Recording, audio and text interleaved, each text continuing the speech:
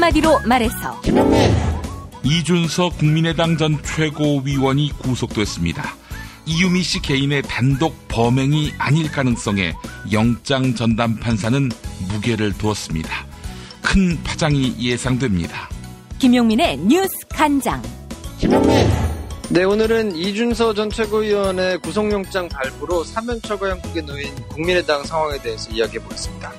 서초동 감식반장 김프로. 네, 오늘은 어제에 이어서 북한과의 경제협력을 위해서는 어떤 방식의 교류가 이루어져야 하는지에 대한 무역 이론을 말씀드리겠습니다. 이완배 기자의 경제의 속살. 오늘은 개인 구달과 친구들이 함께 쓴 희망의 밥상 함께 얘기해보겠습니다. 정선태 교수의 오늘을 읽는 책. 김용민 브리핑. 잠시 후 시작합니다.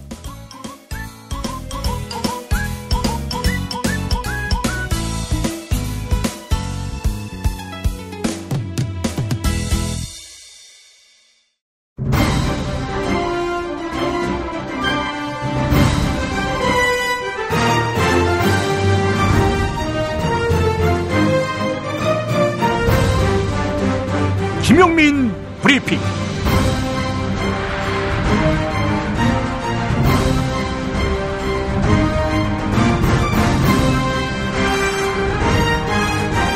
(2017년 7월 12일) 수요일입니다.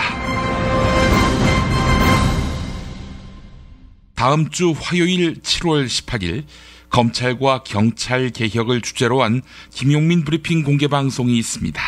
저 김용민이 진행을 맡고요. 패널로는 경찰대 교수 출신인 더불어민주당 표창원 의원, 미디어 협동조합 이사인 이정열 전 창원지법 부장판사, 그리고 경찰개혁위원회 박재율 위원이 함께합니다. 오는 18일 다음 주 화요일 저녁 7시 서울지방경찰청 대강당입니다. 서울 지하철 3호선 경복궁역에서 가깝습니다. 여러분의 많은 참여 바랍니다. 감사원 조사 결과 면세점 사업자 선정 과정에서 순위 조작이 있었습니다. 스포츠 경기에서 순위를 조작하면 가장 무거운 처벌을 받게 되지요. 그런데 이권이 걸린 사업에서 순위 조작을 했다? 용납받기 어려운 일입니다. 그런데 시행자가 관세청이라 더 충격적입니다.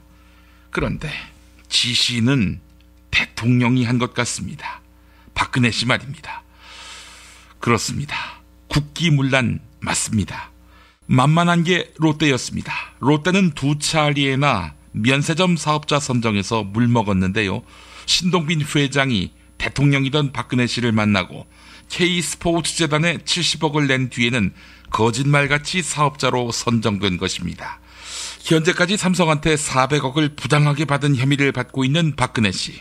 SK에게서는 거의 90억에 가까운 뇌물을 수수한 혐의 또한 받고 있습니다. 그런데 롯데 70억이 추가될 조짐입니다. 일반 범죄자가 박근혜 씨 나이에 감옥에 들어간다면 살아서 못 나올 수준입니다. 제가 박근혜 씨라도 벽 보고 이야기하는 식으로 미친 척 할 것 같습니다. 풀려날 수 있다면 박근혜 씨에게 인생은 드라마가 아니라 실전임을 일깨워줄 책무가 있어 보입니다. 오늘의 헤드라인으로 이어갑니다.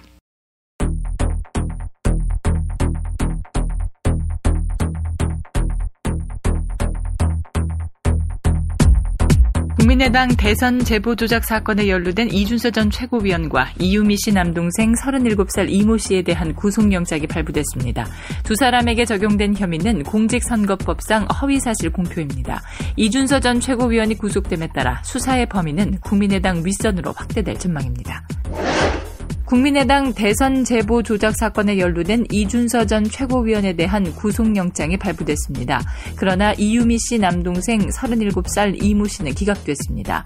두 사람에게 적용된 혐의는 공직선거법상 허위사실 공표입니다. 이준석 전 최고위원이 구속됨에 따라 수사의 범위는 국민의당 윗선으로 확대될 전망입니다. 국민의당 이현주 의원에게 마트 노동자들이 의원직 사퇴를 촉구했습니다. 민주노총 서비스연맹 마트노조준비위원회는 국민의당 차원의 사과도 요구했는데요. 학교급식 노동자들 역시 어제 이현주 의원을 찾아가 사퇴를 요구했습니다. 급식실에 한 번이라도 가보셨습니까? 가서 1시간만 서 있어 보십시오. 오늘 같은 날 가서 1시간만 서 있어 보시라고요. 사퇴하십시오. 국회의원 자격이 없습니다. 이에 이현주 의원은 노동자들에게 고개 숙여 사과했지만 대화 중간에 자리를 빠져나갔습니다. 감사원 감사 결과 관세청이 2015년 면세점 사업자를 선정하면서 롯데를 2차례 부당하게 탈락시킨 것으로 드러났습니다. 호텔 롯데에 불리하게 점수를 산정한 것인데요. 이에 따라 하나와 두산은 상대적으로 점수가 높게 나와 면세점에 선정됐습니다. 감사원은 관련자들을 공무집행 방해 혐의로 검찰에 수사 요청했습니다. 문재인 대통령이 대형차에 추돌 경고장치 장착을 의무화하겠다고 밝혔습니다. 지난 9일 경부고속도로에서 벌어진 버스 졸음운전 사고와 관련해 대책을 마련한 것인데요. 경찰은 이번 사고를 낸 버스가 속한 업체를 압수수색했습니다. 정의당이 신임 당대표로 이정미 의원을 선출했습니다. 부대표에는 여성 부문의 강은미 후보, 청년 부문에는 정혜연 후보, 일반 부문에는 한창민 후보가 당선됐습니다.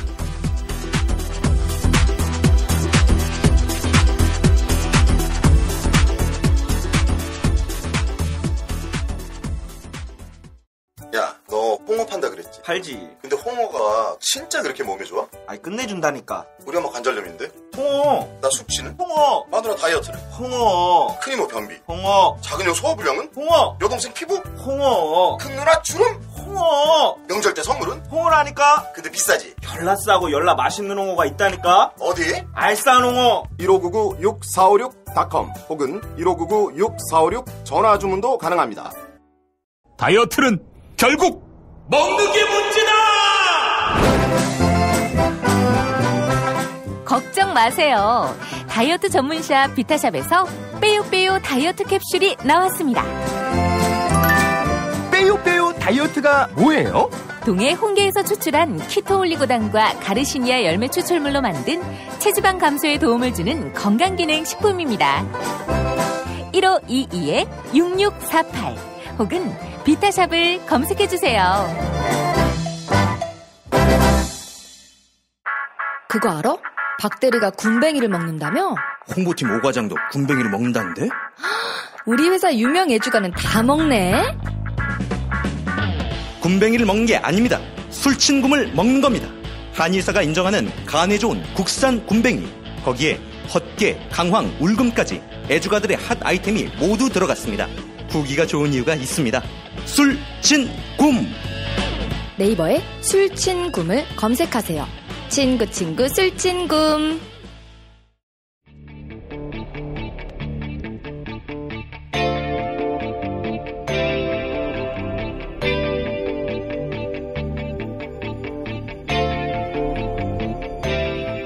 김용민의 뉴스 광장.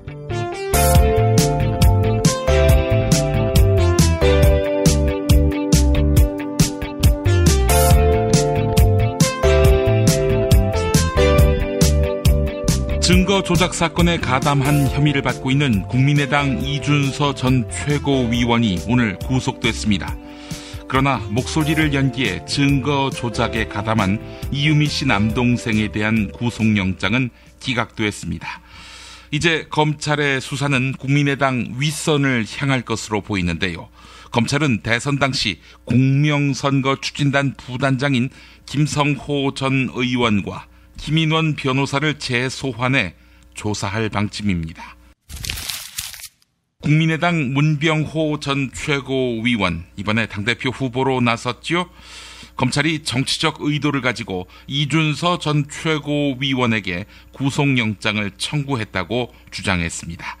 MB 정권에서 정봉주 전 의원을 기소한 것과 같은 경우라고 예를 들었는데, 이와 관련해 진행자 김어준 총수와 이견을 드러냈습니다. TBS 라디오 김어준의 뉴스공장 일부 들어보시죠. 필적 고의가 의심되면, 예를 들어서 5월 5일 최초 기자회견 했는데 5월 6일 날 사실상 유이민 씨가 제보자가 없는 것과 마찬가지라고 얘기를 한 것으로 검찰 조사 결과는 밝혀졌는데 그렇다면 미필적 고의를 적용해서 구속영장 청구할 수도 있는 거 아니겠습니까? 변호사 입장에서 보시면 어떻습니까? 그러니까 할 수도 있고 안 할 수도 있어요. 근데 네. 굳이 하는 것이 정치적 의도가 있다고 저는 보여지는 거죠. 굳이 안 하는 게 오히려 정치적으로, 예. 정봉주 전 의원 같은 경우도 BBK로 기소돼서 형을 살았는데요. 네. 당시 사법적으로는 유죄 판결이 났지만은, 그러나 사실 저도 그렇고, 많은 사람들이 정봉주 의원이 유죄라고 생각을 안 합니다. 네. 사법적으로 판결이 났지만 억울하게 정치로 당했다라고 생각을 하거든요. 네. 마찬가지, 이번 건도 저는 마찬가지라고 보고 있습니다. 정봉주 의원이 뭔가 파일을 조작해서 유포한 건 아니지 않습니까?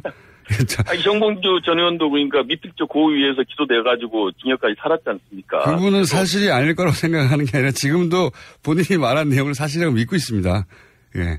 어쨌든. 그러니까요. 그러니까 그 정봉주 전 의원도 정치적으로는 결국은 유죄 판결 받았지만 정치적으로 억울하다고 생각하는 거 아닙니까? 많은 사람들 그렇게 또 보고 있고. 이번 경우도 마찬가지죠. 검찰이 영장 청구하고 기소할지 모르지만은 정치적인 판단을 하고 있다고 보고 있다는 거죠. 국민의당 이현주 의원의 학교급식 노동자 비하 발언이 파장을 낳고 있습니다.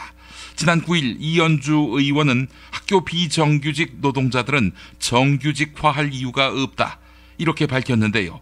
이는 지난 대선 당시 안철수 후보와의 공약과도 배치됩니다.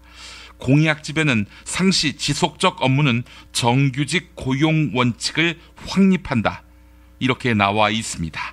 학교 급식 노동자의 업무는 상시 지속적이죠. 매일 나와서 급식해야 하니까요. 또한 국민의당은 무기계약직의 처우를 개선하겠다 이렇게 약속했는데요. 학교 급식 노동자의 대다수가 무기계약직입니다. 한겨레 보도였습니다. 여론의 비판에 못 이긴 이현주 의원, 결국 어제 사과 기자회견을 가졌는데요. 자신의 발언은 노동자들을 폄하한 것이 아니다 이렇게 주장했습니다. 발언 들어보시죠. 평소 저는 학부모들과 자주 소통을 하는데 어머니들의 이야기에 귀를 기울이다가 들은 아이들의 급식 문제가 몹시 안타까웠습니다. 한창 자랄 나이에 아이들 식판에 초라하게 담긴 반찬을 떠올리며 어머니들의 마음과 다르지 않았습니다. 어릴 때 우리 어머니들은 자식이 잘못을 해도 밥은 먹여가며 호된 매를 주었습니다. 그 마음은 자식을 사랑하는 진정성이었기 때문이라고 생각합니다. 저 또한 아이를 둔 엄마로서 학부모들의 마음을 헤아리다 보니 편한 대화, 사적 대화에서 이런 분위기를 전달하다가 다소 격앙된 표현이 나왔습니다.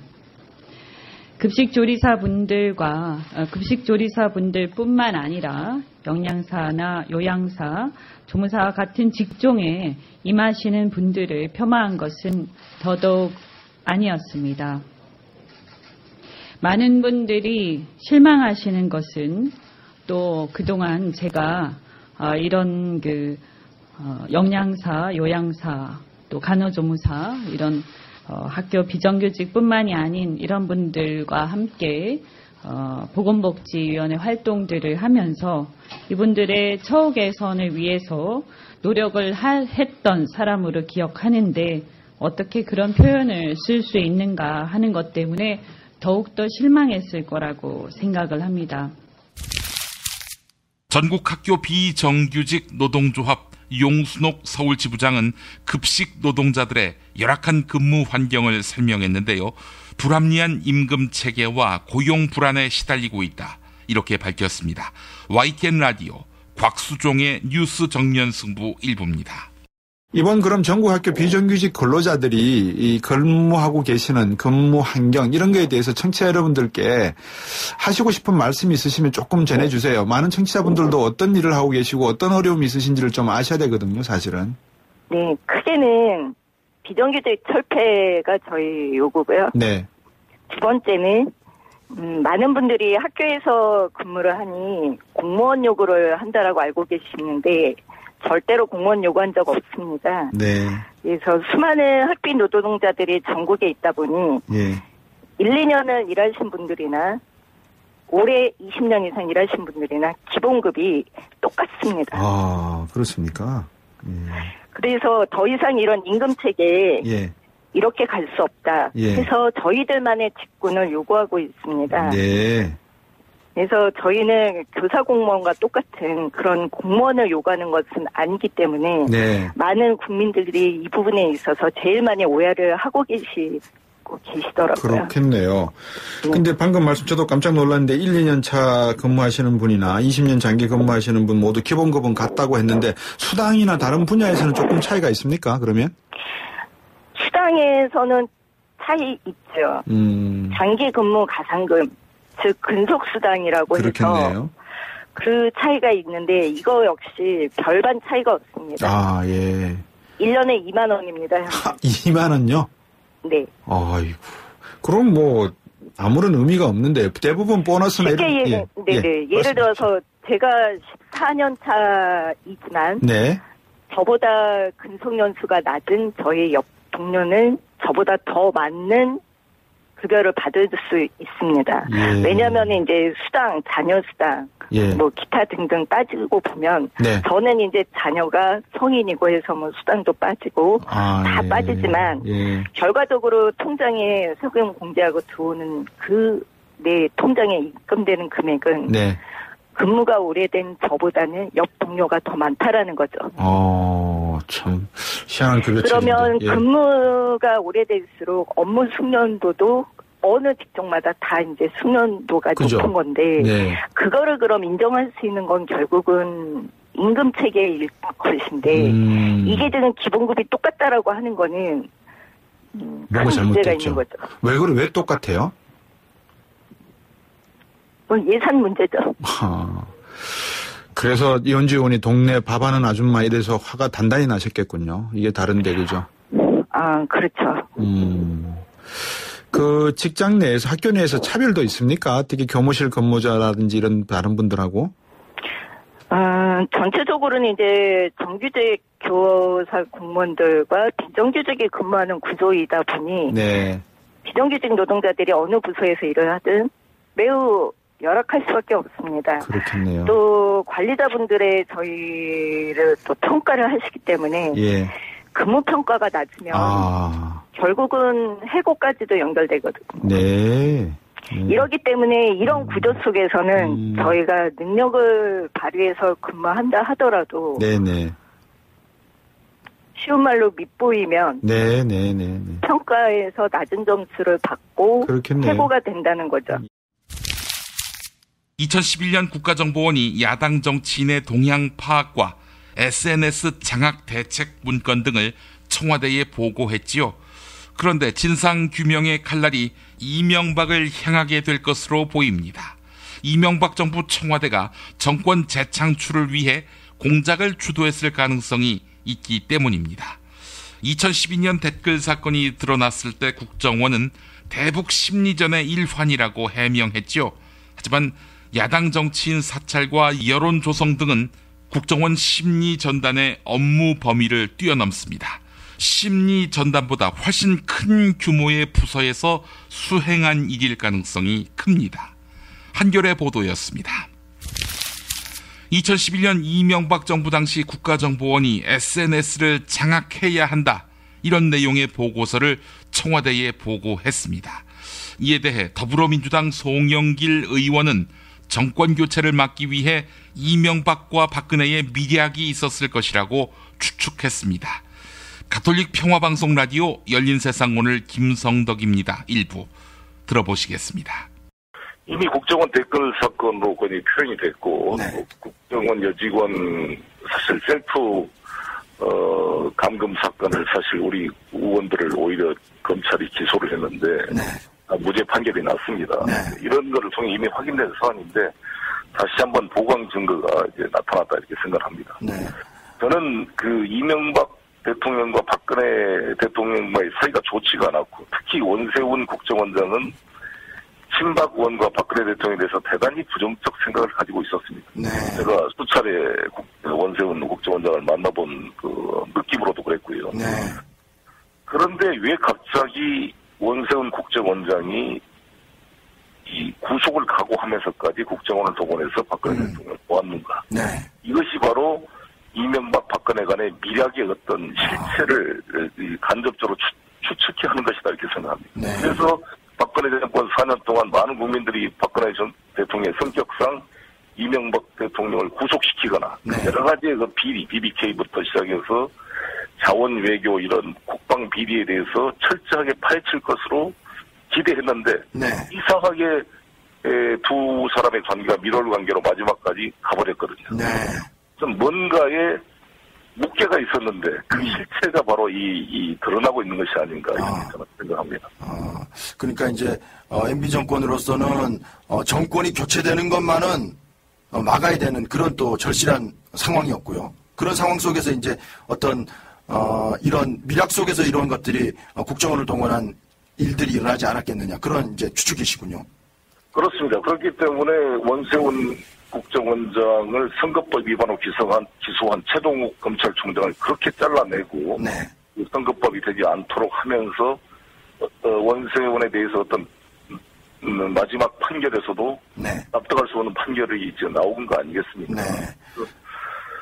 저는 이 원세훈의 이런 국정원 작업이 바로 MB와 박근혜 대통령 양 세력 간 세력이 뭔가 대선 과정을 통해서 상호 묵계, 상호 보장 뭐 이런 것들과 속에서 된 게 아닌가 이런 추측이 됩니다. 뭐 문건이 계속해서 나오고 있기 때문에 말이죠. 세계일보를 통해서 대통령님 지시가 또 언급돼 있고 이명박 대통령도 뭐 SNS 관련해서 지시를 내렸다는 이런 얘기가 나오는데 어떻습니까? 뭐 박 전 대통령은 지금 구속되어 있는 상황이고 이명박 전 대통령이 이것과 관련해서 어떤 입장 표명 이런 것들을 해야 한다고 보십니까?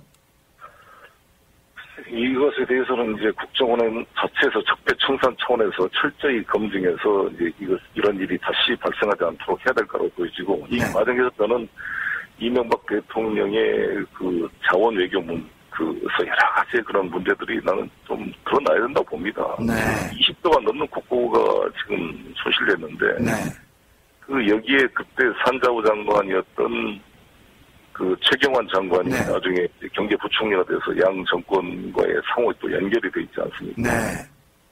참 이거 너무 우리 국가 경제와 큰 손해를 끼쳤는데 이것은 재발 방지를 위해서라도 다 좀 검증이 돼야 되는 게 아닌가 이렇게 생각합니다. 이어서 세계일보 보도입니다. 검찰은 국정원 문건을 2012년 대선 4개월 전에 확보했던 것으로 드러났습니다.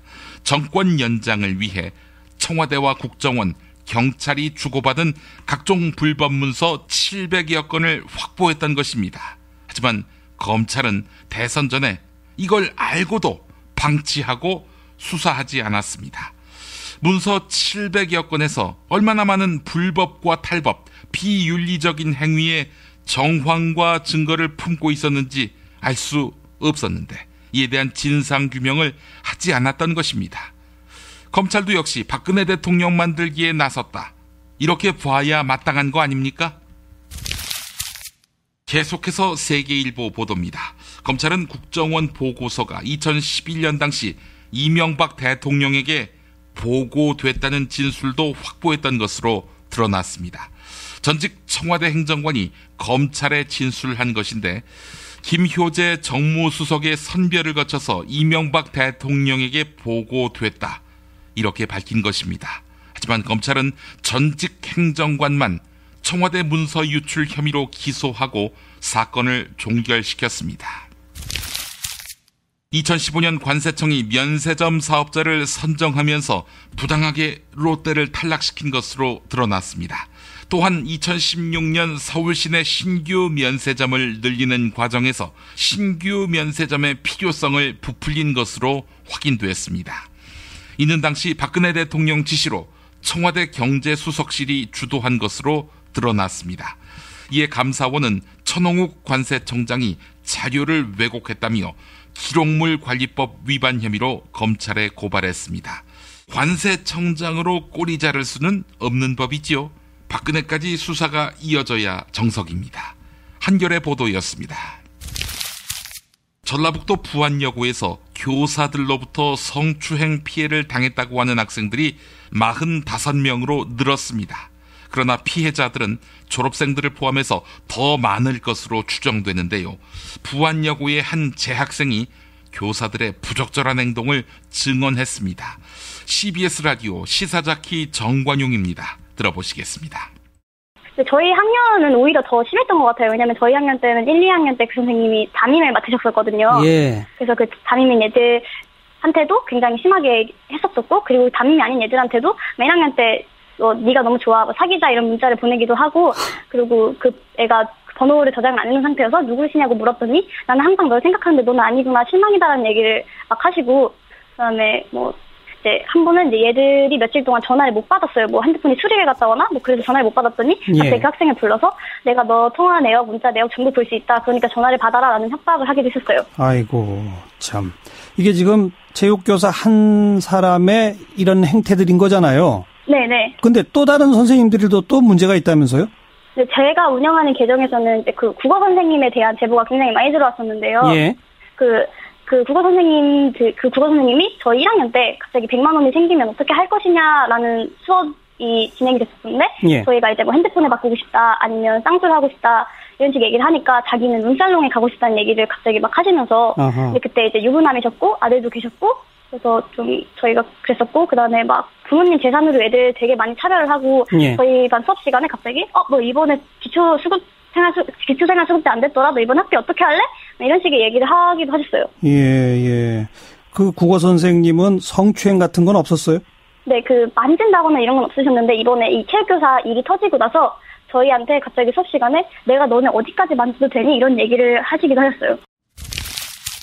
서울 주요 7개 의과대학에 고소득층 자녀가 압도적으로 많이 다니는 것으로 나타났습니다. 지난해 1학기에 서울 7개 의대에서 국가 장학금을 신청한 학생은 약 1000명이었는데 이 가운데 소득 최상위층인 10분위 재학생이 470명으로 나타난 것입니다. 최상위 소득층 자녀 8명이 인서울 의대에 진학할 때 저소득층 자녀는 1명 정도만 의대생이 됐습니다. 중간 소득층을 보니 최상위 소득층 10명당 한 꼴이었습니다. 국민일보 보도였습니다. 최근 서울시내 법원에 형사 단독 판사가 여검사를 성추행했습니다.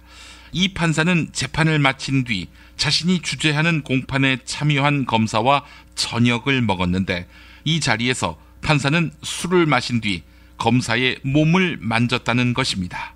법원은 문제의 판사에 대한 조사와 징계를 검토하고 있습니다. 그동안에는 판사들끼리 혹은 검사들끼리의 성추문은 적지 않았습니다. 조선일보 보도였습니다. 버스로 인한 대형 사고가 잇따르자 올해 2월부터 정부는 버스 운전사의 의무 휴식 시간을 법으로 정했습니다.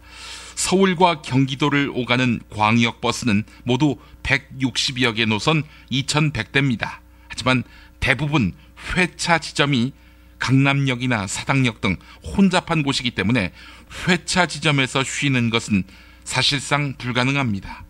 정작 쉴 곳이 없어서 법 규정이 사문화되고 있는 것입니다.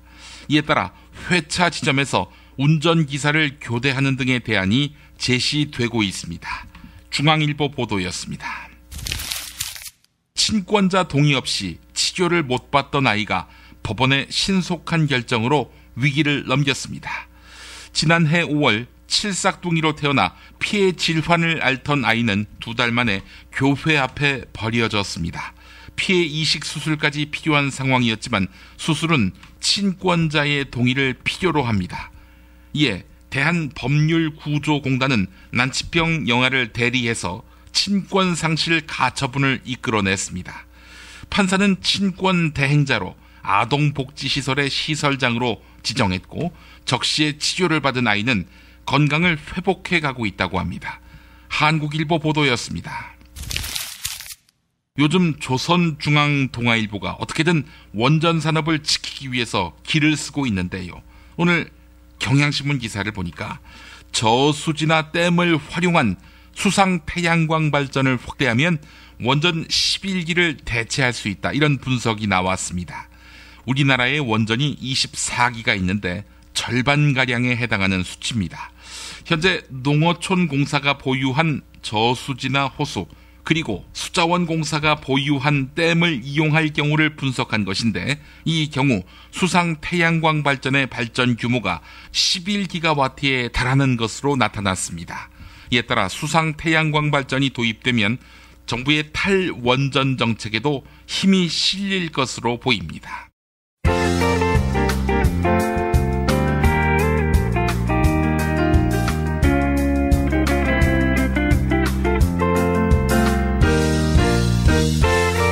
여러분 안녕하십니까? 지금부터 전국 16개 시도교육청과 무관한 2017학년도 뉴스 듣기 능력평가를 시작하겠습니다. 수험생 여러분께서는 팟캐스트의 음량을 알맞게 조절하여 주시기 바랍니다. 모든 문제는 한 번씩만 들려드리니 잘 듣고 지시에 따라 물음에 답하시기 바랍니다. 이제 시작하겠습니다. 박씨, 당신이 좋아하는 노래가 빙고라며 빙고. 피할 수 없다면 웃어봐요. 씨발놈아, 가사를 왜 틀려? 응? 피할 수 없다면 즐겨봐요. 이거지, 이 씹새끼야. 그러니까 좀 즐겨보라고. 맨날 재판정 나가면 어지럼증 때문에 힘들다.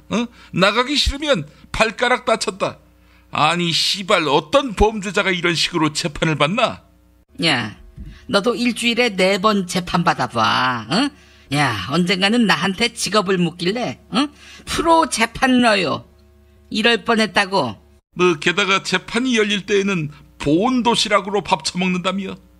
그리고 통상 밥은 검찰청 내에 빵에 가서 먹는데 당신은 법원 대기실에서 해결한다며.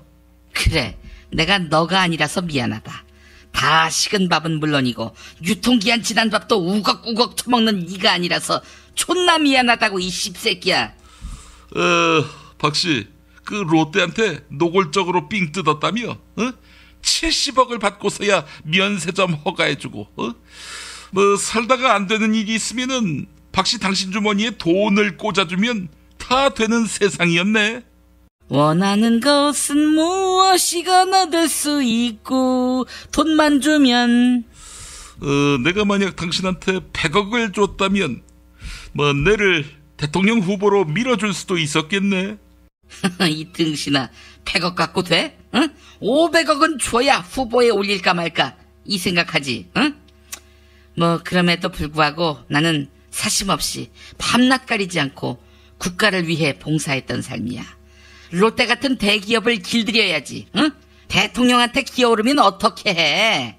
그러다 보니까 국립호텔에서 평생 숙식권을 당신한테 준 거 아니겠어? 정부가. 야, 조식 뷔페는 없더라. 응? 무슨 호텔이 이래? 퀴즈 드리겠습니다. 이른바 햄버거병으로 알려진 용혈성 요독 증후군. 이거 어린이들한테 치명적이지요. 어떤 햄버거 브랜드에서 벌어진 일일까? 박씨, 당신이 그거 못 먹게 국가가 막아주잖아. 고맙지 않아? 나 풀어줘. 응? 그거 먹다가 죽어도 밖에서 죽고 싶어. 그 햄버거 브랜드 이름은 무엇일까? 박씨, 아나? 알지. 1번 롯데리아, 2번 버거킹, 3번 김어준의 파파이스, 4번 KFC, 5번 맥도날드.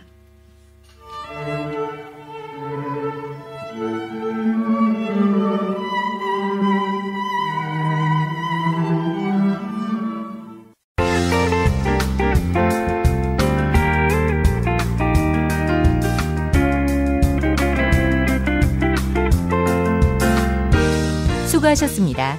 이상으로 전국 16개 시도교육청과 무관한 2017학년도 뉴스 듣기 능력평가를 모두 마치겠습니다. 수험생 여러분은 이메일 주소와 정답, 사연을 적어 팟빵 게시판에 올려주시기 바랍니다. 당첨자는 2부 마지막 순서에서 발표하겠습니다. 뉴스 듣기 능력 평가를 마칩니다. 골반 잡자 바로 잡자 바디로직, 허리 통증 바로 잡자 바디로직. 2017년 쿨 썸머 바디로직 라이트 출시. 통기성이 좋아 땀 걱정 없이 한여름에도 쾌적하게. 입은 듯 안 입은 듯 가벼움의 신축성은 그대로. 자세가 좋아지는 골반 교정 타이즈 바디로직. 검색창에 골반 교정 바디로직 라이트. 유산균은 똥만 잘 싸게 해주는 게 아니야. 면역력을 높여준다고. 그런데 아무 유산균이나 사 먹으면 되겠어? KOA팜의 시크릿 프로바이오틱스를 먹어봐. 시크릿 프로바이오틱스? 하루 한 알만 먹으면 프리미엄 생균 100억 마리가 내 몸 안에 들어오는 거야. 후덜덜 100억 마리? 빨리 먹어봐야지. 네이버에서 KOA팜을 검색하시거나 EJ몰에서 찾아주세요. 문의 전화는 010-5220-7924. 스피드 퀴즈입니다. 돌잔치, 칠순잔치, 가게 홍보, 체육대회, 창사기념일. 정답! 기념품! 문제를 끝까지 들으셔야죠. 이럴 때 사용하는 판촉물이나 기념품, 답례품, 단체 선물 등을 취급하는 전문업체로서 국민을 위해 제대로 일하는 언론과 정당의 후원을 하는 판촉물 전문업체는 어디일까요? 정답! 네피알! 네? 어디라고요? 네피알! 네, 정답입니다. 판촉물이나 단체 선물이 필요할 때 이왕이면 우리 편 회사 네피알을 찾아주세요. 인터넷 검색창에 네피알을 치시거나 032-519-4800으로 전화주시면 친절하게 상담해드립니다. 그런데 상품은 뭔가요? 네피알에 가서 고르세요. 3만 가지가 넘는 물품이 있어요. 서초동 감식반장 김프로.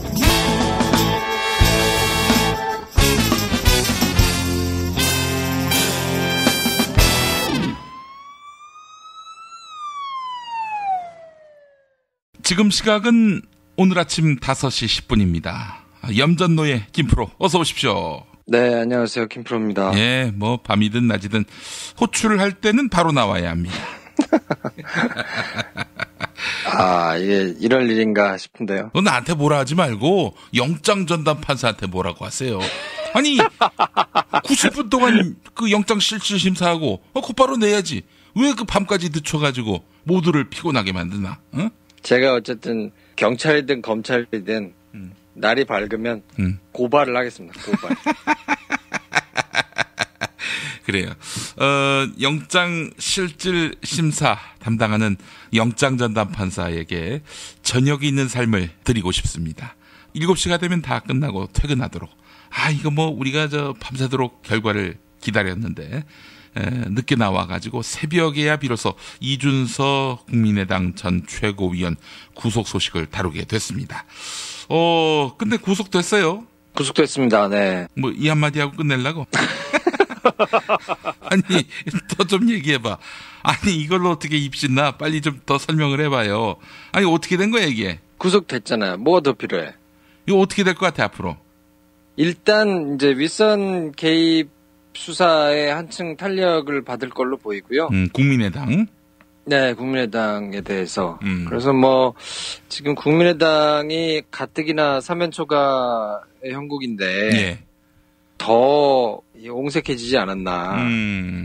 왜냐하면 지금 계속해서 주장하고 있었던 게 민주당 추미애 대표가 적절하지 않은 발언을 해가지고 우리들을 계속 지금 궁지에 몰아넣고 있고 뭔가 검찰한테도 가이드라인을 주면서 청와대와 더불어서 국민의당을 죽이기 위해 가지고 너무한 행동을 하고 있고 문제가 있다라고 지금 거의 벼랑 끝에서 쓸 수 있는 마지막 카드를 막 쓰면서 지금 검찰이며 민주당이며 막 이렇게 지금 협치 없다 뭐 이러면서 비난을 했던 거거든요. 예, 그래서 사실은 우리가 그렇게 봤잖아요. 이거는 살려달라는 신호다.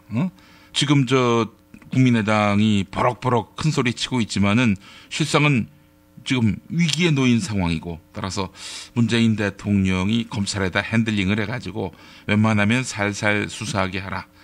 우리가 더 큰 곤경에 빠지지 않도록 배려해달라. 저는 이렇게 받아들였습니다만은. 근데 이제 애누리가 없네요. 없죠. 뭐 평소 그런 스타일도 아니거니와 사안 자체도 이제 그럴 만한 사안이 아니기 때문에 본인들은 정치적으로 뭐 여러 가지를 개선해달라고 그렇게 내심 생각을 하면서 주장한 건지는 모르겠는데 예. 그냥 상식적으로 생각하는 일반 사람들이 보더라도 말이 안 되는 경우였는데 어쨌든 지금 상황에서 국민의당이 취할 수 있는 스탠스는 옛날같이 똑같이 주장하려 그러면 예. 법원도 욕해야 되거든요. 그렇지. 법원도 가이드라인에 휘둘렸다 이렇게. 그렇죠. 그래서 검찰뿐만 아니라 법원도 청와대와 민주당의 눈치를 보면서 무리한 수사를 계속 이어가고 있는 것이다. 이렇게 얘기를 해야 되는데 예. 이게 말이 잘 안 되잖아요. 왜냐하면 법원이 청와대와 민주당의 눈치를 봐서 판결을 할 이유는 지금 없는 거니까. 그러니까 이거를 고지고대로 받아들이기도 약간 애매한 상황이 돼서 이건 쉽게 얘기하면 남들은 다 나를 보고 야, 너 이상하다라고 하고 있는데 내가 이상한 게 아니고 나를 뺀 다른 사람들이 다 이상한 거다라고 얘기를 하고 있는 형국이거든요. 지금 박주선 비상대책위원장은 당 차원의 개입은 없었다. 이유미 혼자 한 것이고 당은 이유미 한 사람한테 다 속았다. 지금 그렇게 입장을 취했단 말이에요. 근데 이준서가 구속됐다 하면 당시 그 이유미 공작에 휘둘린 이준서의 직함은 최고위원 아니었습니까? 이거 뭐 당 차원의 개입이 있었다라고 봐도 무리는 아닌 거 아닌가요? 그럼요. 그 얘기고요. 이걸 어떤 개인이 혼자 알아서 그냥 했던 걸로 보기 어렵다라는 걸로 충분히 볼만하기 때문에 예. 국민의당 입장에서는 서둘러서 불을 꺼보겠다고 이유미 혼자서 모든 것을 다 범행을 했다라고 주장을 했지만 예. 그게 아니다라고 검찰이 법원에다가 얘기를 한 거고 법원이 판단해 봤을 때 검찰 말이 맞는 것 같은데요? 라고 지금 손을 들어준 거기 때문에 아하. 이 윗선으로 얼마나 어느 정도까지 이제 개입을 했느냐에 대해서 이제 하나하나 더 나올 거거든요. 예. 그러니까 5월 5일 날 기자회견이 처음 있었고 이틀 뒤에 기자회견이 다시 한 번 있었는데 예. 제보가 확실하다라는 기자회견이 다시 한 번 있었는데 어제 영장실질심사를 통해 가지고 나온 얘기를 보면 적어도 첫 번째 기자회견, 그러니까 5월 5일 기자회견 때는 이준서 씨가 이게 거짓일 가능성도 있다 라는 생각을 했을 것이고 그 두 번째 기자회견 이때는 거짓인 거를 알았다라고 지금 봤다는 보도가 있었거든요. 예. 그러니까 미필적 고의에 의해서 우리가 얘기를 했잖아요. 미필적 고의라는 게 쉽게 얘기하면 야, 내가 이렇게 때리면 사람이 죽을 수도 있을 건데 아예 모르겠다. 그리고 계속 때려가지고 사람이 죽은 경우에 해당하거든요. 그러니까 이렇게 때려서 사람이 죽을 수도 있겠다라는 생각 자체가 없이 그냥 뭔가 잘못해가지고 사람이 죽은 거면 그건 과실치사가 되는 건데 그게 아니고 이렇게 하면 뭐 잘못되는 거 아니냐? 이렇게 하면 사람이 죽을 수도 있는데 라고 생각하면서 계속 때려서 사람이 죽은 경우에는 미필적 고의에 의한 살인이 되는 거거든요. 예, 그러니까 어떻게든 사람을 죽인 범죄자가 있다면 그 사람으로서는 형량을 적게 받기 위해서 난 이 사람이 죽을 줄 몰랐다 라는 점을 입증해서 어떻게든 과실치사로 가려고 할 것이다. 뭐 이런 얘기죠? 그럼요. 그래서 이게 범죄의 의도 자체가 없었다는 게 과실치사인 건데 그렇지 않은 경우가 바로 미필적 고의에 의한 살인이고. 네. 그래서 지금 계속 바깥에 외부에서 논란이 됐던 거는 추미애 대표가 미필적 고의를 얘기했는데 그걸 적용한 거니까 무리한 수사였다라고 지금 계속 외부적으로는 얘기를 했던 거잖아요. 예. 근데 지금 기사로 나온 거는 두 번째 기자회견이 있을 때는 허위였다는 걸 알았다는 거니까 이거는 미필적 고의라고 주장했던 것보다 훨씬 더 세진 거란 말이에요. 기사가 사실이라고 한다면. 예. 그러니까 이렇게 된다 그러면 적어도 두 번째 기자회견이 있을 때는 명확하게 이게 제보가 조작이다라는 거를 알았다는 얘기가 되기 때문에 그러면 이거를 과연 어디 선까지 이야기가 됐을 것인가?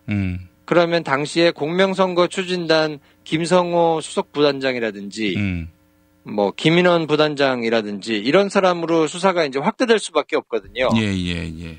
그리고 이 사람들에 대한 참고인 조사에서도 이 사람들도 이 제보 자체가 허위일 가능성이 있다. 이 사실을 알았을 것으로 보인다. 이런 진술들도 확보했다고 지금 전해지거든요. 예.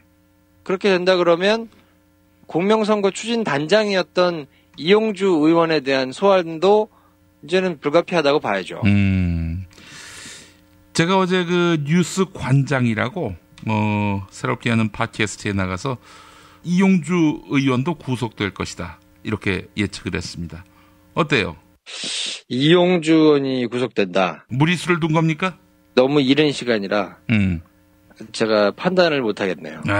그렇지. 판단을 못할 때 판단할 수 있는 것이 실력 아니겠습니까? 남들이 판단 못할 때 판단할 수 있는 이런 그 능력.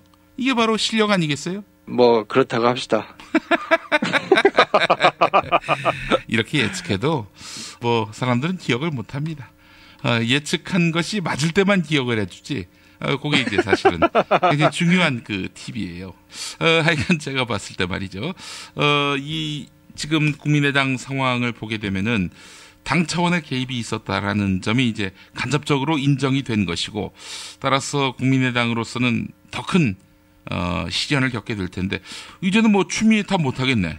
못하죠. 추미애의 가이드라인에 법원이 휘둘렸다 이런 말 못할 거 아니에요. 그럼요. 그러니까 이제 오늘 국민의당이 어떤 스탠스를 취하고 나올 것이냐도 조금 저는 개인적으로 좀 주목이 되기는 하는데, 네. 왜냐하면 이 사람들이 지금 계속 악수에 악수만 거듭해서 두고 있거든요. 예. 도대체 이걸 누가 판단해서 누가 이렇게 하자고 얘기하는 것인가가 사실 좀 궁금한 게, 지금 정상적이라고 한다면 진상조사단이 조사를 열심히 막 해가지고 결론을 그냥 후루룩 해서 일찍 내면서 이건 이음이 혼자 했다라고 결론을 내기보다 최선을 다해가지고 수사를 해서 조사를 하면 할수록 너무 이게 참담하다. 우리는 현실적으로 한계가 있잖아요. 자기들이 수사권이 있는 것도 아니고 조사에 한계가 있으니까 열심히 조사를 해봤는데 이게 뭔가 만족할 만한 결과를 내기가 한계가 있다는 걸 자기들이 느낀다. 결과가 어찌됐든 간에 이거는 공당으로서 있을 수 없는 일이니까 이거는 무한 책임을 느끼고 정말 무겁게 받아들인다. 이렇게 정말 그냥 백배사죄를 하고 나왔어야 지금 같은 결과가 나오더라도 자기들이 이제 이거에 책임지는 걸 어떻게 정할 것인가를 검찰 수사를 보면서 정할 수 있을 텐데 너무 섣부르게 그냥 자기들이 수를 던져버린 거예요. 단독 범행이다 이렇게. 네, 단독 범행이다라고 얘기를 하면서 뭐 가이드라인을 던졌다고 또 추미애를 비난을 하면서 뭐 검찰을 맹 비난을 하면서 이렇게 나오니까 지금 이준서 씨가 구속돼 버리는 상황이 되면 정말 자기들이 던졌던 모든 게 다 부정되는 상황이 돼버렸거든요. 예. 여기서 누구를 탓하겠습니까 이제? 그렇다면은 결국 안철수 대표의 입장 표명 불가피하겠네요. 불가피한데 국민의당 입장에서 취할 수 있는 스탠스는 이제 다 취했다고 보고 그렇기 때문에 내부적으로 자중질환이 일어날 것이면 분명한 데다가 저는 이제 안철수 대표한테 굉장한 압박을 하지 않겠나. 왜냐면 이 상황에서는 뭔가 물타기를 하려고 해도 안철수 대표가 나와가지고 본인이 뭐 정계 은퇴를 하겠다는 등 책임을 지겠다는 등 이런 얘기를 해야만 그나마 뭔가 누가 책임지는 모양새가 나오고 그래서 본인이 다른 사람 탓을 할 수 있는 상황이 되거든요. 여기서는 이제 안철수 전 후보가 얘기하지 않으니까 본인들이 할 수 있는 거를 막 취한답시고 하다가 지금 스텝이 굉장히 많이 꼬였는데 지금은 이제 당 차원에서 뭔가를 얘기하기가 굉장히 머쓱한 상황이 돼버렸기 때문에 하여튼 비난의 화살을 안철수가 대신 맞고 끌어안고 가는 게 최선이다라고 아마 내부적으로 판단을 할 테고 상당히 많은 사람들이 뭐 이런저런 선을 통해서 안철수 전 후보한테 당신 빨리 뭐하냐. 지금 입장 밝혀라. 지금 당이 이렇게 꼬꾸라지게 생겼는데 뭐 엊그저께 속초에 갔다가 또 누가 식당에서 봤다는 이런 기사가 나오면서 막 또 여론이 별로 좋지 않으니까. 네, 황간의 찜이라고. 예, 거기. 그러니까 지금 속초 가서 사람 만날 정신은 있고 그 한마디 입장을 정리해서 밝힐 정신은 없느냐 이러면서 이제 막 여론이 악화돼 있는 상황이기 때문에 뭐 여러 가지 수를 통해서 안철수 전 후보를 압박하겠죠. 예. 그래 아주 그 안철수 전 대표로서는 지금까지 침묵이 상책이다라고 생각을 했는데 침묵이 이를 더 키웠다. 뭐 이렇게 스스로 자각하는 계기가 되지 않을까 이렇게 생각이 되면서도 당 차원으로 어디까지 또 이렇게 수사의 범위가 확대될지 상당히 주목됩니다. 국민의당으로서는 지금 해법이 없어요. 결국 이제 당이 자중질환에 빠지는 길밖에 없는 것이고 이제는 뭐 더불어민주당 대 국민의당이 아니라 국민의당 대 국민의당의 파문으로 이제 사태가 전이가 됐다라고 볼 수 있을 것 같습니다. 그러니까 이번 주 내내 공명선거 추진단에 누구까지 개입이 됐었느냐를 밝히는 수사가 이제 한참 진행이 될 거고요. 그렇게 되면 가장 위에는 이용주 의원이 있을 텐데 네. 그러면 이제 이용주 의원 정도가 수사를 받는 상황에서는 이게 박지원이나 안철수까지도 연루가 됐느냐, 그 사람들도 알았느냐 이렇게 이제 올라갈 수밖에 없는 상황이 됐기 때문에 예. 국민의당에서 단독 범행이라고 주장했던 것 자체는 이제 의미가 없어져 버렸고 그러면 이게 국민의당 입장에서는 박지원, 안철수까지 올라가는 거 그러면 이건 완전 정말 후보 자신부터 모든 당의 모든 사람들이 개입됐다는 상황 자체는 지금 막아야 되는 거니까. 예. 그러면 공명선거 추진단에서 알아서 한 거다라는 정도로 뭐 이제 꼬리를 잘라야 되는 상황인 건데. 네. 이제 그렇게 꼬리가 잘린다 하더라도. 그러니까 뭐 박지원, 안철수까지 올라가지 않는다 하더라도 사람들이 그 말을 고지고대로 믿지 않을 거 아닙니까? 그렇죠. 예. 그러니까 지금 뭐 국민의당 입장에서는 정말 최악의 상황에 도달을 한 거기 때문에 이거 하여튼 당 차원의 존립 자체도 굉장히 어려울 수 있는 뭐 이런 상황이 지금 됐다. 하여튼 국민의당은 맞을 수 있는 최악의 경우를 맞은 것 같고 근데 뭐 이렇게 지금 최악의 상황이기 때문에 예. 오히려 안철수 전 후보 같은 경우는 입장을 안 밝힐 가능성도 제가 보기에는 있을 것 같아요. 상식적이라면 지금 상황에서 안철수 전 후보가 나와서 사과를 하고 정기 은퇴를 발표하고 뭐 이래야 뭔가 국민의당에게 부담이 조금 덜 가고 뭐 이렇게 할 텐데 그렇게 할 거를 생각했다라면 맨 처음부터 나오지 않았겠습니까? 그렇죠. 예. 근데 지금은 뭐 당을 생각해서 움직인다기보다는 전부 다 자기 앞길만 생각하는 것 같거든요. 그러니까 안철수는 안철수대로, 뭐 다른 의원들은 다른 의원들대로 국민의당이라는 전체 조직이 어떻게 갈 것인가를 생각하기보다는 이게 과연 내 정치 생명에 있어서 어떻게 도움이 될 것인가만 생각하는 사람들이 모여가지고 막 주장을 하면서 일을 하다 보니까 결국엔 이런 최악의 수를 계속 거듭해서 두고 뭐 이런 거 아닌가. 그래서 이렇게 뭔가 엉망인 상황까지 왔지만 지금까지 해온 패턴을 보면 야 여기서 얘기해가지고 모양새가 구겨지느니 구겨질 거 다 구겨졌는데 결과를 끝까지 보고 그 다음에 얘기하겠다 이렇게 스탠스를 취하게 되지 않을까. 근데 그것은 정말로 최악 중의 악인 수인데 정치인이 책임을 회피할 수 있는 끝까지 가는 모습인 거잖아요. 그렇죠. 예. 그렇게만은 안 하기를 개인적으로는 바라는데 어떻게 하는지 좀 두고 봐야 되겠네요. 예, 뭐 정치라고 하는 것은 언제든 위기를 만날 수 있는 건데 이 문제를 어떻게 풀어가느냐 이 부분을 국민들이 주시하는 면도 있어요. 제가 국민의당의 지지율 하락에는 뭐 대선 공작 이것도 뭐 당연히 큰 퍼센테이지를 차지하겠지만은 이 문제를 프로페셔널하게 풀어내지 못하는 이런 행태에 대한 실망감도 상당 부분 당 지지율 하락에 영향을 미치고 있다. 전 이렇게 보고 있는데요. 지금 이 상황은 거의 0%대를 도전하고 있는 그런 흐름이 아닌가 하는 생각이 듭니다. 안철수 대표 계속 침묵을 유지한다. 예. 한번 두고 볼 일입니다. 그렇게 해서 앞으로 정치를 계속할 생각이 있는지 이 부분에 대해서도 아마 추궁을 받게 될 것 같고요. 네, 알겠습니다. 오늘 그 새벽까지의 상황 살펴봤는데 국민의당 오늘부터 또 어떤 스탠스를 취할지 상당히 주목되고, 이건 뭐 조직적으로 당 차원에 개입한 것이면은 이 당은 존립의 그 이유가 없다라는 식으로 이제 박주선 비상대책위원장이 밝혔는데, 뭐 그렇다 한들 오늘 모여가지고 당 해체를 결의한다든지 이런 일은 없을 거 아니에요. 그렇죠. 지금 어떤 수를 둘까? 저는 사실 개인적으로 되게 궁금합니다. 왜냐하면 지금까지 모여가지고 계속 최악의 수만 둬왔기 때문에 지금 이제 뭐 더 둘 최악의 수가 있을까라는 생각이 들기는 하는데 지금 상황에서는 뭐 이현주 의원이 개인적으로 뭐 실언을 해가지고 그것 때문에 비난을 받았던 것도 마찬가지고 지금 계속 뭔가 사과를 한다고 나와가지고 진정한 사과를 하지 않고 사람들이 사과를 받아들일 수 없는 뭔가 계속 뭐 첨언을 하고 변명을 하고 하면서 지금 상황을 계속 뭐 이렇게 키우고 있거든요. 남 탓하고. 예. 그러니까요. 이게 정말 진짜로 사과하는 사람들의 모습이 아니다라고 볼 수밖에 없는 행동을 하기 때문에. 예. 아니 뭐 막말로 실수는 할 수 있죠.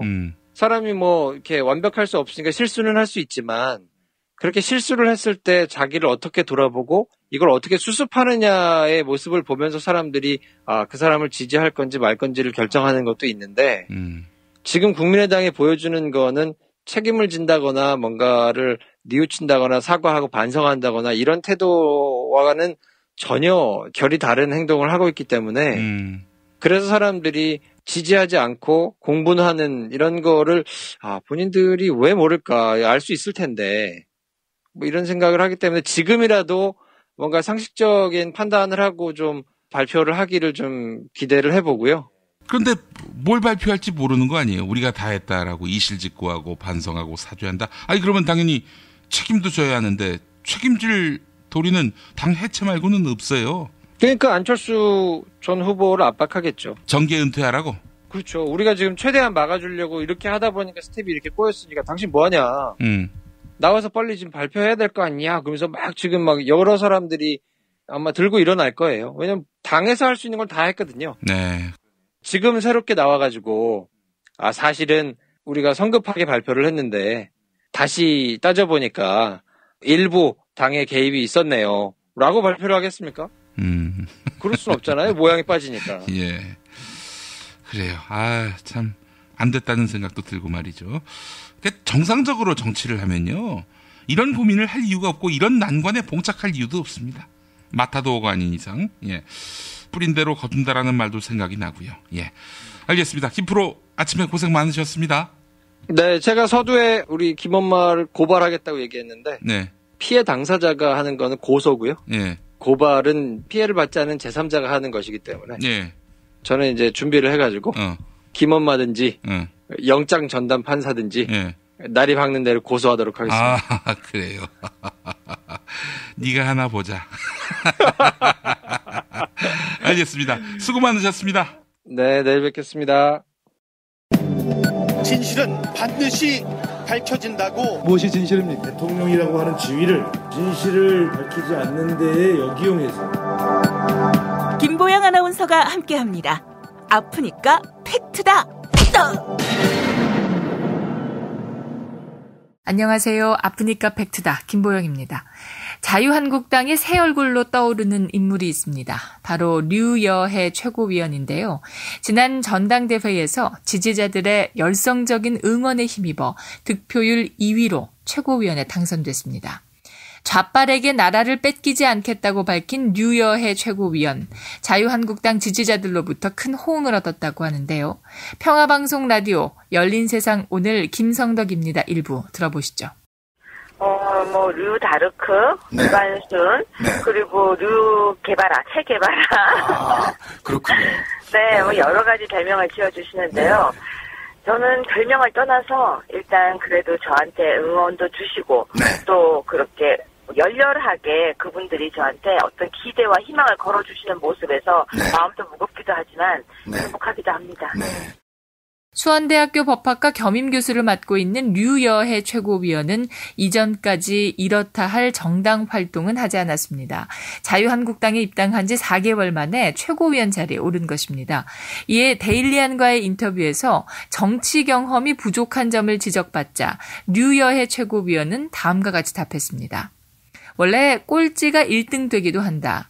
유태인이 우리 마을을 점령했을 때라는 시가 딱 내 마음이었다. 류여해 최고위원은 탄핵 정국에서 주변 사람들이 고소당하자 정치에 발을 들였다며 시를 인용한 것인데요. 하지만 해당 시의 원래 제목은 나치가 그들을 덮쳤을 때입니다. 나치가 만행을 저지를 때 침묵하자 나치의 칼 끝이 결국 혼자 남은 자신을 향한다라는 내용인데요. 나치와 유태인, 학살의 주체와 피해자를 혼동한 것일까요? 류여해 최고위원은 태극기와 촛불의 싸움을 보고 이건 아니구나라고 생각했다는데요. 태극기와 나치를 피해자로, 촛불과 유태인을 점령군으로 인식하고 있었던 걸까요? 해당 기사는 현재 나치가 우리 마을을 점령했을 때로 수정돼 있습니다. 지금까지 아프니까 팩트다였습니다. 고민을 넣어준 내 친구 쇼한 침대. 쇼한 침대가 고민을 들어준다고? 편안한 저자리의 친구 쇼한 침대. 그렇게 편안하니? 머리부터 발끝까지 너무나 포근한 느낌. 오늘부터 내 친구 쇼한 침대. 어디에 있다고? 검색창에 쇼한 침대. 이주노동 희망센터 이사 권영국 변호사입니다. 이주노동 희망센터는 동남아시아 저개발 국가의 이주노동자들과 함께하고 있습니다. 시골 오지 마을에 학교를 만들고 마을 주민들이 공동체를 이루어 운영하도록 돕습니다. 포털 검색창이나 페이스북에서 이주노동 희망센터를 검색하시어 후원회원이 되어주세요. 노동 존중 생산과 소비를 통한 사회연대를 추구하는 문자당이 함께합니다. 트럼프는 어떤 사람이에요? 중국은 왜 티베트의 독립을 반대하죠? 일본이 전쟁할 수 있는 나라로 만들기 위해 애를 쓰던데 왜 이러는 건가요? 어린이에게 세계를 읽는 눈을 드립니다. 처음 만나는 국제뉴스 완전 정보. 왜 스웨덴 등 북유럽 국가는 복지 혜택이 많을까요? 이스라엘은 왜 수시로 팔레스타인을 향해 폭격과 테러를 서슴지 않을까요? 왜 남미에는 미국을 싫어하는 나라가 많아요? 이 모든 고민을 시사평론가이자 문화학 박사인 김용민 아저씨가 풀어드립니다. 처음 만나는 국제뉴스 완전 정보. 동산사에서 나왔습니다. 왜 이러는 건가요?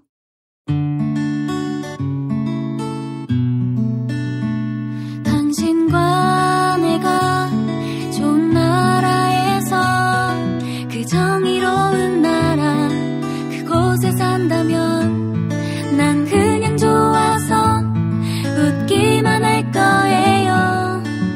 당신의 뉴스 보좌관 김용민 브리핑.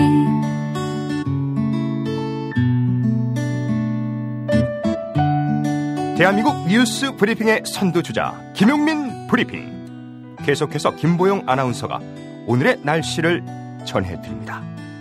날씨를 전해드리겠습니다. 오늘은 어제보다 더 덥겠습니다. 장마전선이 물러가면서 무더위가 이어지겠는데요. 전국에 구름이 많이 끼고 낮부터는 일사가 강해지겠습니다. 이에 따라 폭염특보가 발효되는 지역이 확대되고 대기 불안정으로 곳곳에 소나기가 내릴 가능성도 있는데요. 도심 지역의 오존 농도는 주의 수준까지 오르겠습니다. 낮 기온은 서울 32도, 대전 33도, 광주 34도, 대구 36도로 예상됩니다. 또한 오늘 밤부터는 열대야가 나타날 것으로 보입니다. 여기는 대한민국 브리핑 1번지 김용민 브리핑입니다.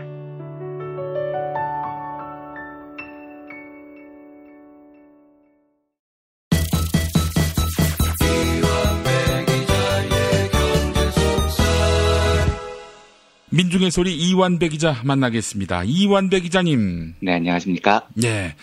자, 어제 이어서 오늘도 남북관계 관련한 이야기 준비하신 걸로 알고 있습니다. 네, 사실은 오늘 굉장히 해보고 싶은 게 많았었어요. 그 면세점 문제도 있고. 예, 이현주 의원 얘기는 제가 한번 언젠가는 다뤄보려고 계속 벼르고 있었는데. 예. 이상하게 제가 선택을 이 북한과 경제협력을 어제 해버리는 바람에 이게 리듬을 잃을 수가 없어서 일단 오늘은 이 이야기를 드리겠습니다. 그리고 내일 다시 좀 여유가 되면 이현주 의원 발언이나 이런 문제들을 분노를 가라앉히고 나서 한번 그때 따로 말씀을 드리겠습니다. 예. 어제 이제 예고해드렸던 대로 통일을 위해서는 먼저 양국의 경제 격차를 줄이는 일이 굉장히 중요한 일이라고 제가 말씀을 드렸었는데요. 예. 그러면 앞으로 평화가 정착이 되고 북한과의 경제협력이 굉장히 중요한 화두가 될 텐데, 그러면 이 경제협력이라는 게 어떤 형태로 진행돼야 하는지에 대한 이야기를 드려볼까 합니다. 그런데 이 부분이 제가 참 좀 설득하기가 어려워하는 대목입니다. 그러니까 들으신 분들 상당수가 제 주변 분들도 그래서 어쩌자는 거야 이런 반응을 제가 많이 겪어요. 예. 그래서 오늘도 제가 이걸 설득력 있게 말씀을 드릴 수 있을지 솔직히 좀 자신이 없긴 합니다. 그런데 아무튼 용기를 내서 한번 해보겠습니다. 말씀드리기에 앞서서 제가 왜 이 설명이 어려워지는지에 대해서 고민을 한참 좀 해보니까요. 자유무역에 대한 여러 오해가 존재하기 때문인 것 같아요. 그러니까 이런 거죠. 야, 진보 니네는 FTA 반대하잖아. 그러면 트럼프가 보호무역 한다고 하니까 트럼프 좋아하겠네? 이제 이런 오해가 존재합니다. 예. 그래서 많은 분들이 진보적인 경제학풍은 국제교역에서 자유무역을 반대한다. 이렇게 생각을 하고 계세요.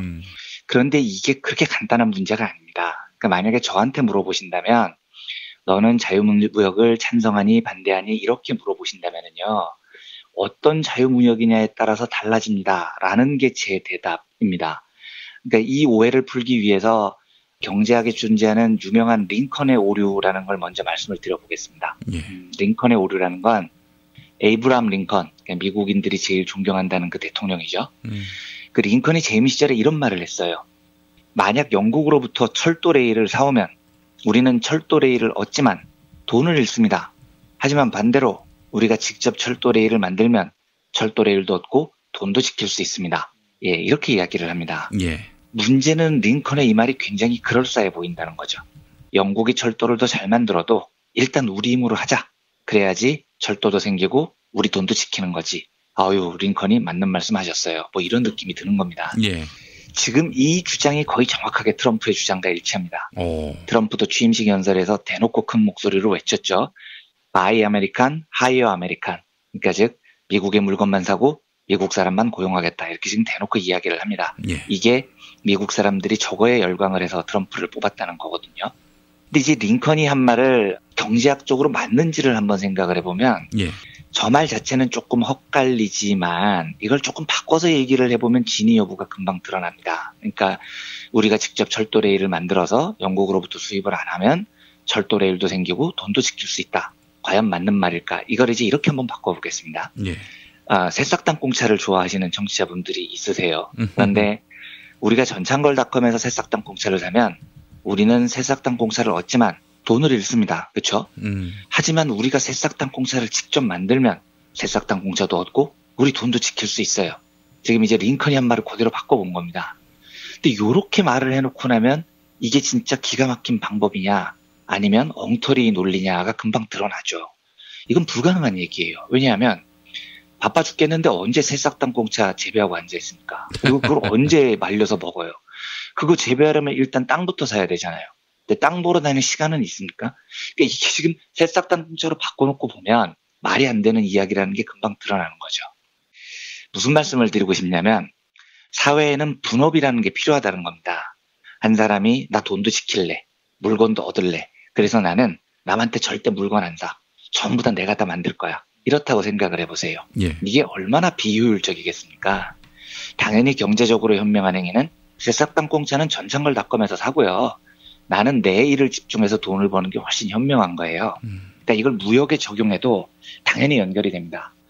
우리가 바나나를 필리핀으로부터 사면 돈을 잃고 바나나를 얻지만 그러니까 비닐하우스 우리도 만들고 태양광 발전 돌리고 그래서 우리가 바나나를 생산해내면 바나나도 얻고 우리 돈도 지킬 수 있어. 이 말이 옳은 말이 아니라는 거예요.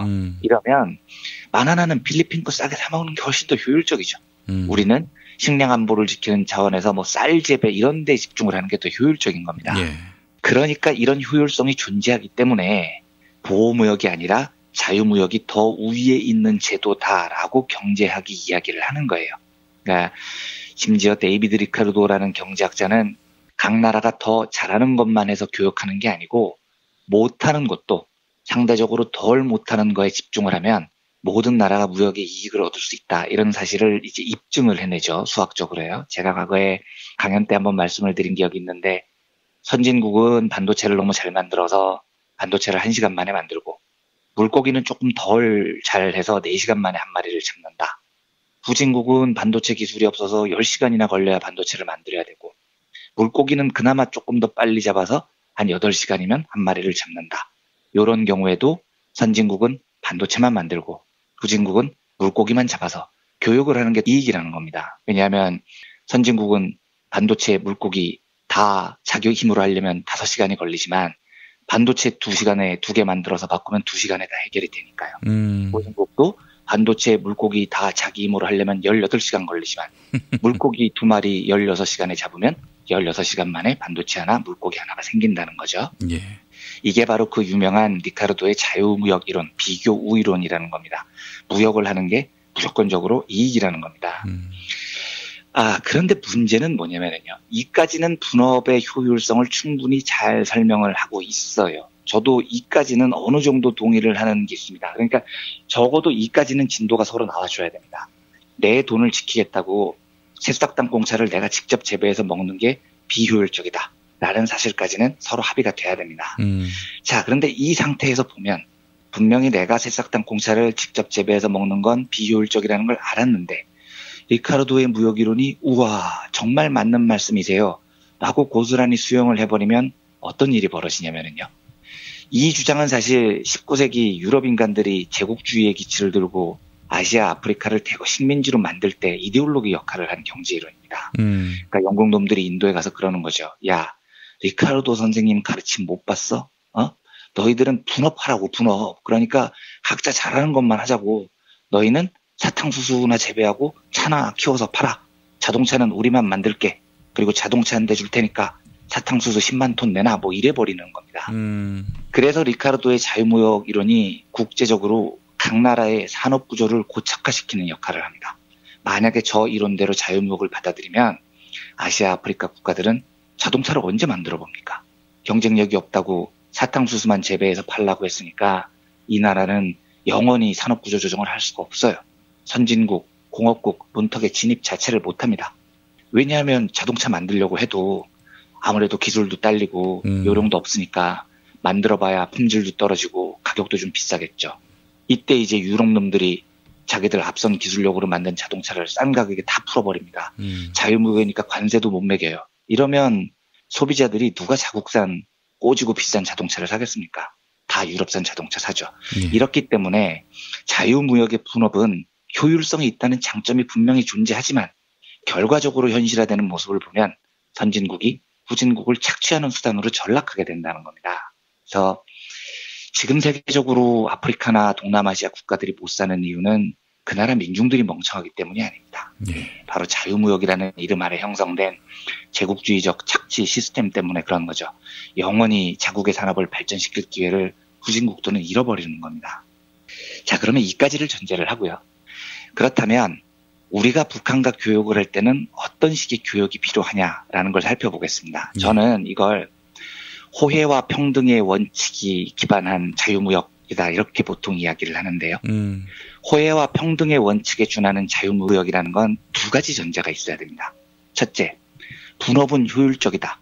둘째, 그런데 현재 신자유주의 기치 아래서 진행됐던 자유무역은 선진국이 후진국을 착취하는 수단이었다. 이 두 가지를 인정을 해야 돼요. 이걸 인정을 하고 나면 이제 해법이 보이기 시작합니다. 자유무역의 효율성을 살려야 됩니다. 분업의 효율성을 살려야 돼요. 대신 거기서 파생되는 착취 구조를 제거해야 됩니다.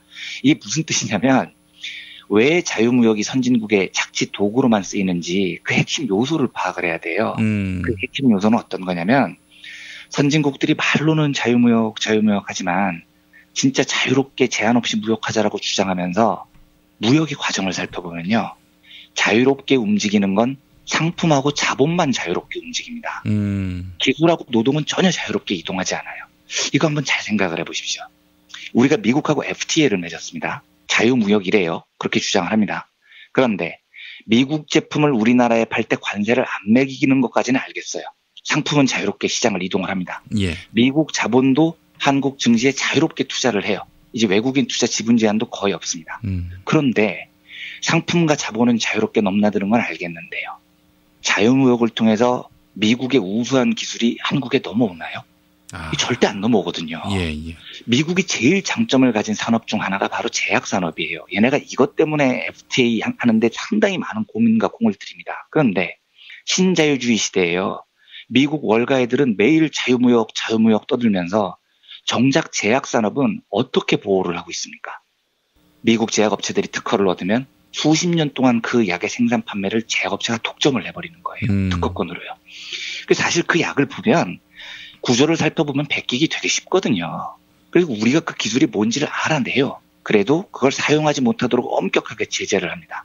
그러니까 말로는 자유무역이지 자유무역을 하면서 선진국의 기술은 후진국, 개발도상국으로 절대 넘어오지 않죠. 또 한 가지, 노동의 이동은 그러면 자유롭습니까? 자유무역하자고 했잖아요. 자유롭게 움직이자고 했잖아요. 그런데 우리나라 노동자들이 미국에 가서 일을 하려면 취업비자라는 걸 따야 돼요. 근데 이거 진짜 지랄 맞거든요. 아니 자유무역 시대라면서 자유롭게 내가 그 나라 가서 일하겠다는데 자료 제출하라는 걸 보면 진짜 굴욕적이죠. 너 재산이 얼마냐부터 시작을 해서요. 네가 우리나라에서 일할 자격이 있는지 아주 엄정하게 심사를 합니다. 그러면 진짜 자존심 확 상하죠. 니들이 뭔데 내가 미국에서 일할 자격이 있네 없네 심사를 하는 겁니까? 사실 되게 웃긴 제도잖아요. 그러면 이게 무슨 자유무역입니까? 그냥 지들이 유리한 상품과 자본을 이동하고 자기들은 그냥 대놓고 착취를 하겠다는 거죠. 자유무역이 정말로 호혜와 평등의 사상을 기치로 그 무역에 참여한 국가들에게 골고루 혜택이 돌아가려면 무역을 통해서 분업을 통해서 두 나라가 이익을 얻는 것 외에도요. 자유로운 노동과 기술의 이전을 통해서 서로가 실질적인 발전을 이뤄낼 수 있어야 됩니다. 그런데 선진국들은 그걸 안 하고 자기들이 고부가가치 산업 만들어서 그것만 후진국의 비싼 가격에 팔아치우려고 하니 자유무역이 착취의 구조로 진행이 되는 겁니다. 이게 제가 설명을 잘 드렸는지 모르겠는데요. 하여튼 참 이 분야가 제가 설명이 어려워서 이걸 열심히 얘기를 하면 그래서 너는 FTA에 찬성이야 반대야 결론을 내 이런 방문이 하도 많이 들어와서 제가 잘 설명이 됐는지 확신이 안 듭니다만 제가 말씀드린 요지는 이겁니다. 분업은 필요해요. 효율적입니다. 무역은 그 분업에 중요한 역할도 해요. 하지만 그 무역이 기술과 노동 이전을 통해서 모든 나라가 호혜평등의 원칙 아래 발전의 계기를 잡아야 된다라고 저는 믿는 겁니다. 그러면 이제 남북경협 이야기를 해보죠. 남북 경제 격차를 반드시 줄여야 됩니다. 통일의 아주 필수적인 선결 과제입니다. 그런데 남북 경제 협력이 바로 이런 모습으로 진행돼야 된다는 게 제가 오늘 드리고 싶은 이야기의 요지입니다. 즉각적인 통일이 아니라 남북 간 경제를 줄이는 버퍼 기간이 필요하다면 그걸 위해서 문재인 대통령은 흡수통일 포기, 오직 평화라는 신베를린 선언을 했고 매우 올바른 방향이라고 평가를 할 수 있습니다. 그러면 이제 그에 이어서 우리가 만약에 한반도의 항구적인 평화를 정착할 수 있다면 반드시 남북한 두 나라의 경제 격차를 줄이는 시도가 있어야 되는데 이 핵심적 방안이 호혜와 평등을 기반으로 한 자유무역의 확대라는 겁니다.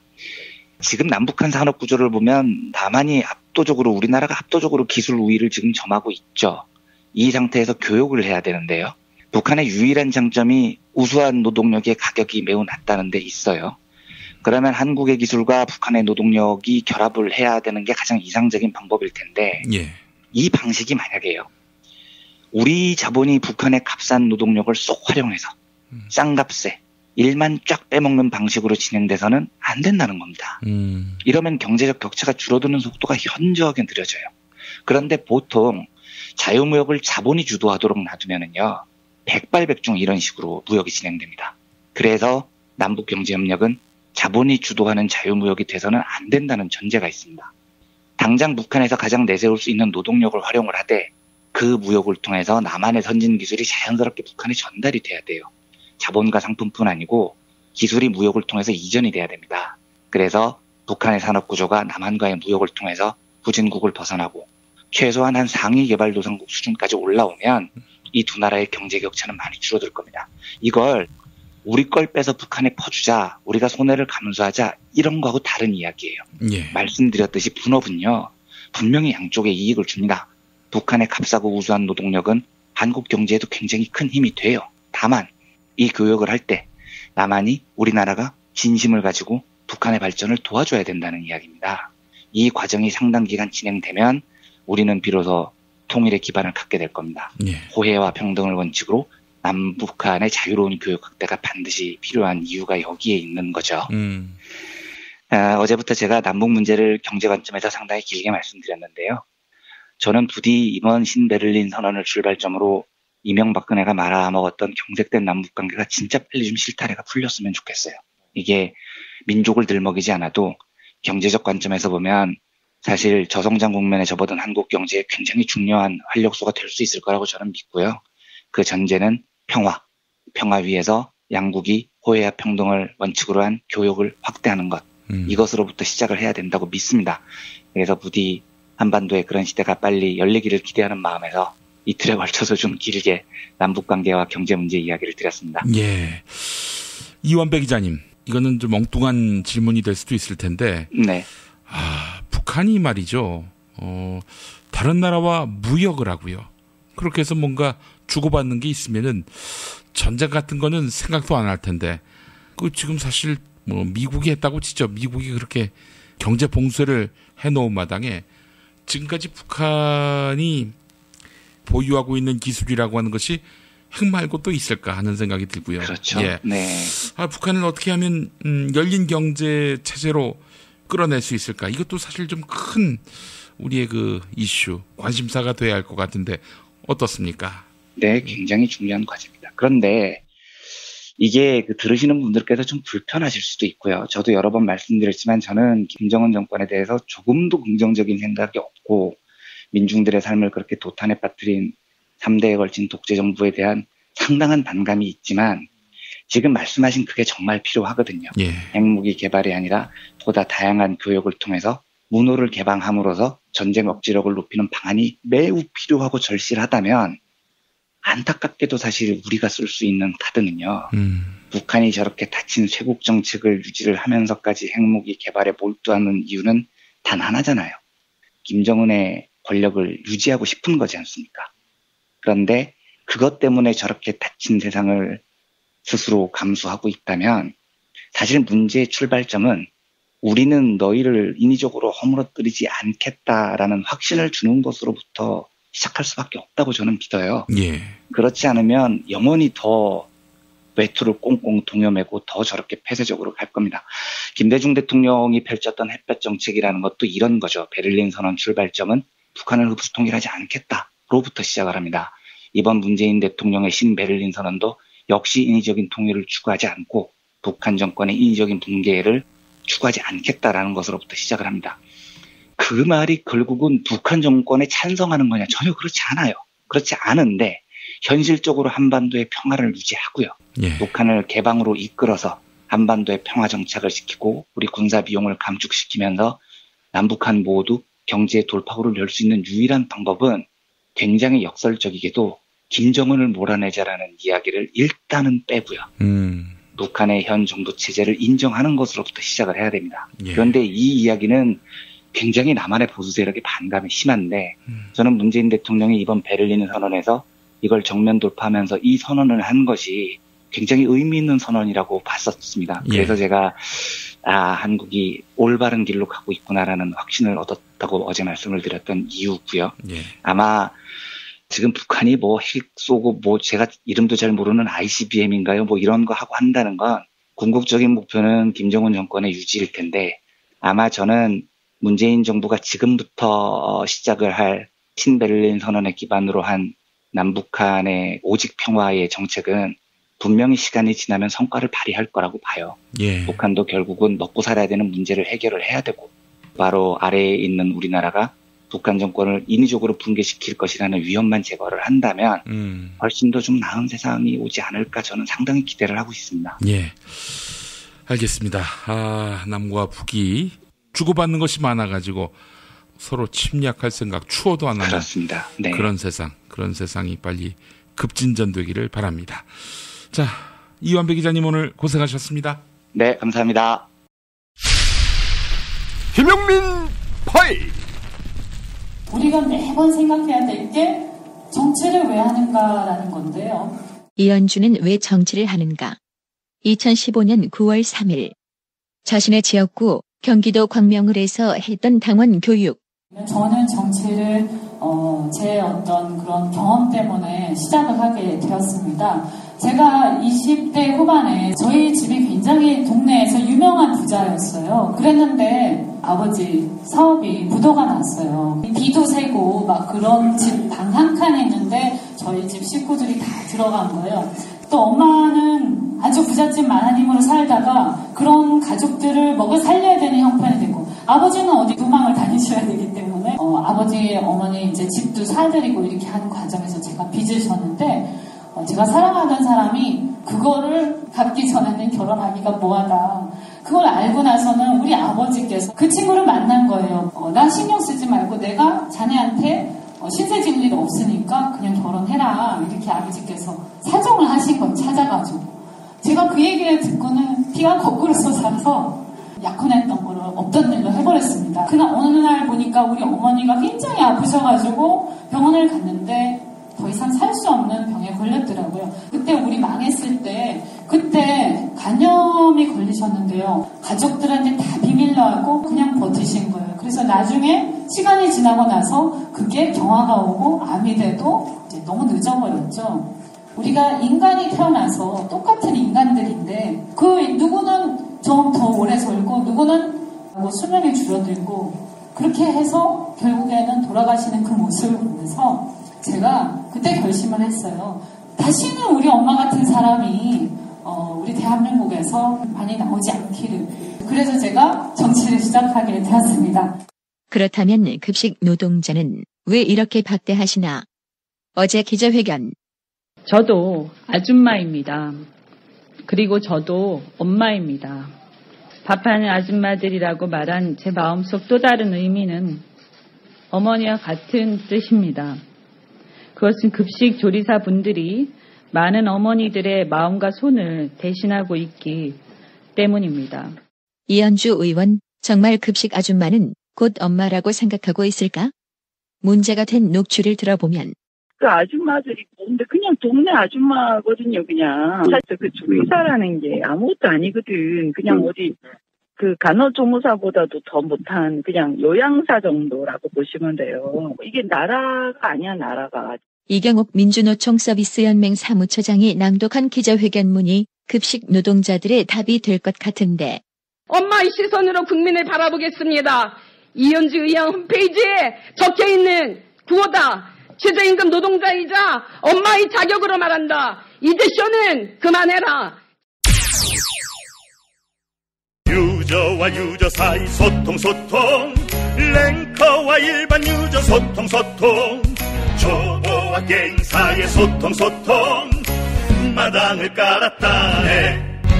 그래도 반지 업데이트 반지 유저와 유저 사이 소통 랭커와 일반 유저 소통 초보와 게임 사이의 소통 마당을 깔았다네.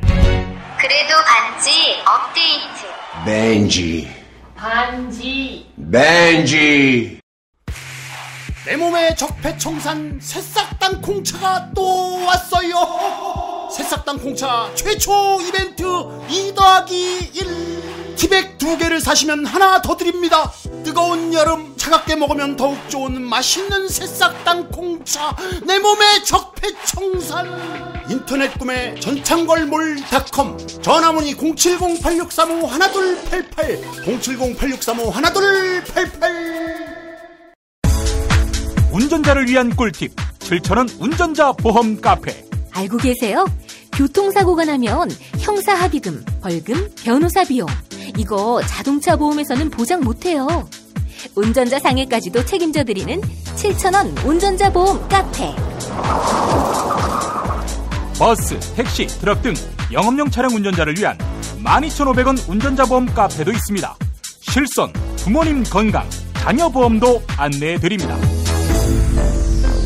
02849-9730 연중무휴라 언제든 02849-9730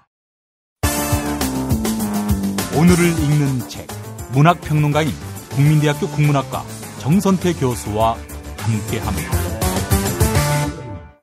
국민대학교 한국어문학부 국어국문전공 정선태 교수님 만나겠습니다. 교수님. 네, 안녕하세요.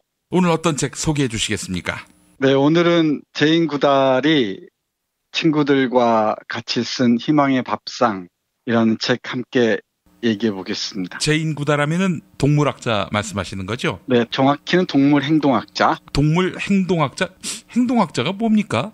네, 그러니까 동물을 뭐 해부학적으로 연구하는 게 아니고 동물의 행동을 연구해서 그 의미를 읽어내는 분야인 것 같아요. 예. 우리 제인 구달 선생은 침팬지를 연구한 사람으로 아주 유명하죠. 예. 침팬지와 깊은 우정을 나눈 학자로 잘 알려져 있고요. 예.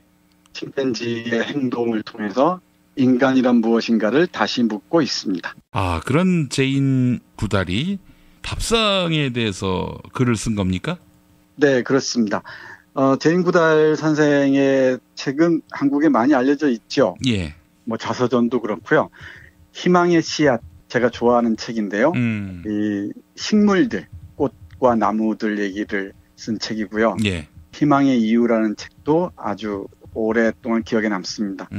그리고 침팬지를 통해서 인간의 존재 이유를 묻는 인간의 그늘에서라는 책도 뭐 아주 잘 알려져 있습니다. 아, 교수님께서 밥 이야기를 하시는 이유, 맥락, 배경 뭐 대충 짐작이 됩니다. 아, 그렇습니까? 근데 우리 뭐 매일 밥을 먹지 않을 수가 없죠. 예. 밥 안 먹고 고기만 먹는 사람들도 그게 다 밥에 포함되죠. 근데 우리가 먹거리라고 얘기하는데 먹거리란 말보다는 먹을거리란 말이 맞는 것 같아요. 예. 이 책에서는 먹을거리라고 다 얘기하는데 그게 옳은 것 같습니다. 예. 제가 어제 말씀드렸듯이 어떤 국회의원이 밥을 짓는 사람들, 우리에게 식탁을 제공하는 사람들을 아주 모독하는 말을 해서 어제 오늘 뭐 아주 시끌시끌한데요. 예. 당연합니다. 우리 인간에 대한 모독보다 더 심각한 게 인간을 키우는 밥에 대한 모독이라고 저는 생각을 해요. 그리고 사실 밥 한 그릇에 담긴 사연들을 읽는 사람이라면은 그렇게 감히 얘기하지 못할 겁니다. 예. 하늘과 땅과 농부들의 손길이 만나고 그리고 집에서 어머니들의 정성이 빚어낸 밥 한 그릇의 사연을 모르고서 어떻게 우리가 인간이라고 얘기할 수 있겠습니까? 예. 사실 그 사람 얘기를 들으면서 아, 인간이 어디까지 심각하게 추락할 수 있는가 그런 생각도 했습니다. 예. 오늘 이 제인 구달의 이 희망의 밥상은 원 제목이 Harvest for Hope예요. 그러니까 희망을 위한 수확 이 정도 얘기할 수 있을 것 같은데 예. 우리의 식탁에 펼쳐지는 이야기들을 곰곰이 잘 읽어보면은 자연을 파괴하고 인간성을 무너뜨리는 그런 식탁이 꾸려지고 있다는 게 제인 구달의 생각인 것 같습니다. 예. 예를 들어 삼겹살을 먹는다고 합시다. 그러면 이 삼겹살 한 점을 먹을 때 한 점에 깃든 이야기도 있을 거 아닙니까? 예. 돼지들의 사연들이 있겠죠. 근데 그 돼지들의 사연에 귀를 기울이다 보면은 너무나 아픈 이력들이 고스란히 드러난다는 거죠. 우리 김 PD는 뭐 소나 돼지들의 사연들의 귀를 기울이니 잘 모르겠는데 고기 한 점을 먹을 때마다 그 이야기를 듣는 것도 필요할 것 같습니다. 예. 그러면서 이런 얘기를 해요. 저자가 소개하는 얘기 중에 하나가 몬산토라는 종자 기업 있잖아요. 아, 몬산토 유명하죠. 네, 아주 악명 높은 기업이죠. 예. 그 기업과 싸움을 벌이던 슈마이저라는 사람의 그 얘기를 전하면서 이렇게 씁니다. 한번 읽어보겠습니다. 예. 이제 나는 73살, 아내는 72살입니다. 앞으로 살 날이 얼마 남아있을지 알 수 없는 일이죠. 그래서 우리는 이렇게 생각합니다. 이제 할아버지 할머니로서 우리 자신에게 물어보아야 하지 않겠느냐고. 내 손자들에게 어떤 유산을 물려주고 싶은지 말입니다. 내 조부모님들과 부모님들은 땅이라는 유산을 남겨주셨습니다. 나는 내 아이들에게 도구로 물든 땅과 공기 그리고 물을 물려줄 수는 없습니다. 네, 이렇게 얘기를 합니다. 예. 우리의 식탁을 화려하게 장식한 그 이면에는 우리가 사는 이 지구를 도구로 물드는 그런 사연들이 깃들어 있다는 얘기인 것 같습니다. 농약을 퍼붓듯이 하고요. 그리고 닭이든 오리든 돼지든 소든 대량 생산하듯이 유전자 변형을 가해서 아주 잔혹한 방식으로 생산해서 우리 식탁에 놓인다는 거죠. 그 결과가 우리 후세대들의 미래를 다 빼앗는 것이라고 제인구달은 얘기를 합니다. 동물 얘기 나와서 얘기인데 우리 김 PD가 좀 서운해할지 모르겠지만은 제가 뉴스공장을 듣긴 들어요. 가끔씩. 아니 그 방송계의 GMO를 어떻게 들으실 수가 있습니까? 그러게 말입니다. 우리 김어준 총수를 얘기를 듣다 보면은 아침부터 고기를 드신다 그러는데 우리 김 PD는 안 그러실 줄 압니다만은 예. 확실히 아침부터 고기를 드시는 분들이 우리의 그 골목 상권까지 막 침탈하는 모양이에요. 구석구석까지. 근데 우리 김 PD는 고기 한 점의 사연들을 들으면서 먹더라도 이렇게 맛있게 먹기 때문에 심성이 김어준 총수만큼 거시기 하지는 않을 거라 생각합니다. 예. 이때 거시기란 말이 참 대단합니다. 고기 한 점 얘기를 했는데요. 이어서 사육장 얘기하면서 제인구달이 얘기하는 구절 한번 들어보겠습니다. 예. 우리가 먹는 고기 한 점 한 점들이 우리 식탁에 놓이기까지 돼지나 닭이나 오리나 소나 얘들이 겪는 고통들을 우리가 이해하는 경우는 많지 않잖아요. 예. 제인구달은 그 이야기들이 고통들이 울부짖음이 귀에 들려온다고 얘기합니다. 그러면서 이렇게 말을 해요. 그때부터 나는 세계 곳곳에서 수십억 마리의 동물들이 겪고 있는 고통에 대해 너무나 자세히 알게 되었다. 그 동물들이 겪는 모든 고통의 뿌리는 그들이 고통과 공포를 느끼며 만족과 기쁨, 절망도 느낄 줄 안다는 사실을 무시한 채 단순히 사물로 취급되는 데 있음이 분명하다. 그 동물들도 천성적으로 타고난 여러 가지 행동들을 가능한 한 자유롭게 표출할 수 있도록 허락된 환경에서 살 권리가 있음은 말할 것도 없다. 돼지는 땅을 파헤치고 새끼 돼지들은 꿀꿀대면서 자기들끼리 서로를 쫓고 쫓기는 즐거움을 누릴 수 있어야 한다. 젖소는 푸른 풀밭에서 풀을 뜯고 새끼 젖소들은 이른 아침 햇살을 받으며 장난을 칠 수 있어야 한다. 모든 가금류들은 땅을 긁거나 쪼아댈 수 있어야 하고 날개를 활짝 펼칠 수 있어야 한다. 그리고 농장의 모든 동물들은 깨끗한 밀집을 깐 자리에서 잠잘 수 있어야 한다. 이렇게 얘기하는데 그럼에도 이 산업적인 공장식 사육장에서 대량 생산되는 육류들은 다시 이런 권리들을 전혀 누리지 못하고 있죠. 그러다 보니까 그런 육류들을 소비하는, 섭취하는 인간들도 사육되는 동물들의 이 고통들을 닮아간다라고 얘기를 합니다. 이걸 우리 제인구달 선생은 프랑켄푸드라고 얘기를 해요. 그러니까 프랑켄슈타인이라는 그 메리 셸리가 쓴 SF 소설에서 따온 말입니다. 괴물 같은 음식들을 인간들이 먹어치운다는 얘기죠. 예. 그러면서 인간들도 괴물하지 않는가라고 우려하는 것 같습니다. 얼마 전에 햄버거를 통해서 감염된 질병 얘기가 있었잖아요. 예. 햄버거 병이라고 하나? 그게 바로 인간의 업보라고 얘기할 수 있을 것 같습니다. 근데 우리의 식탁을 꾸리고 있는 이런 사연들뿐만 아니라 제가 오늘 이 책을 고른 이유는 사실은 요 구절 때문입니다. 예. 이 급식의 역사는 아주 오래됐는데요. 여러 가지 이야기들이 많이 있습니다만은 간단하게 얘기하자면은 집안의 이른바 가사노동자, 주부들의 일손을 덜어주면서 또 가사노동자들이 새로운 일을 통해서 자아를 실현할 수 있는 계기를 제공하는 결정적인 계기가 되기도 했죠.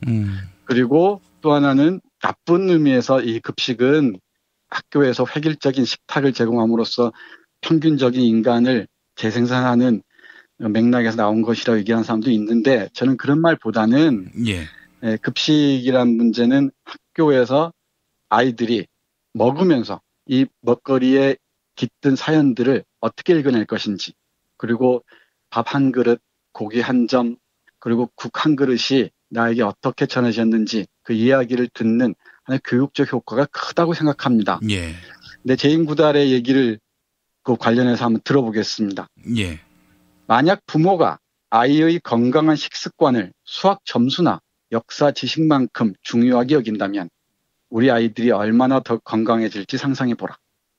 우리 아이들에게 영양 많은 유기농 과일과 채소, 허브 등을 기르는 방법을 가르치고 이 재료들을 가지고 맛있고 건강에 좋은 음식을 만드는 방법을 가르치는 장면을 상상해보라.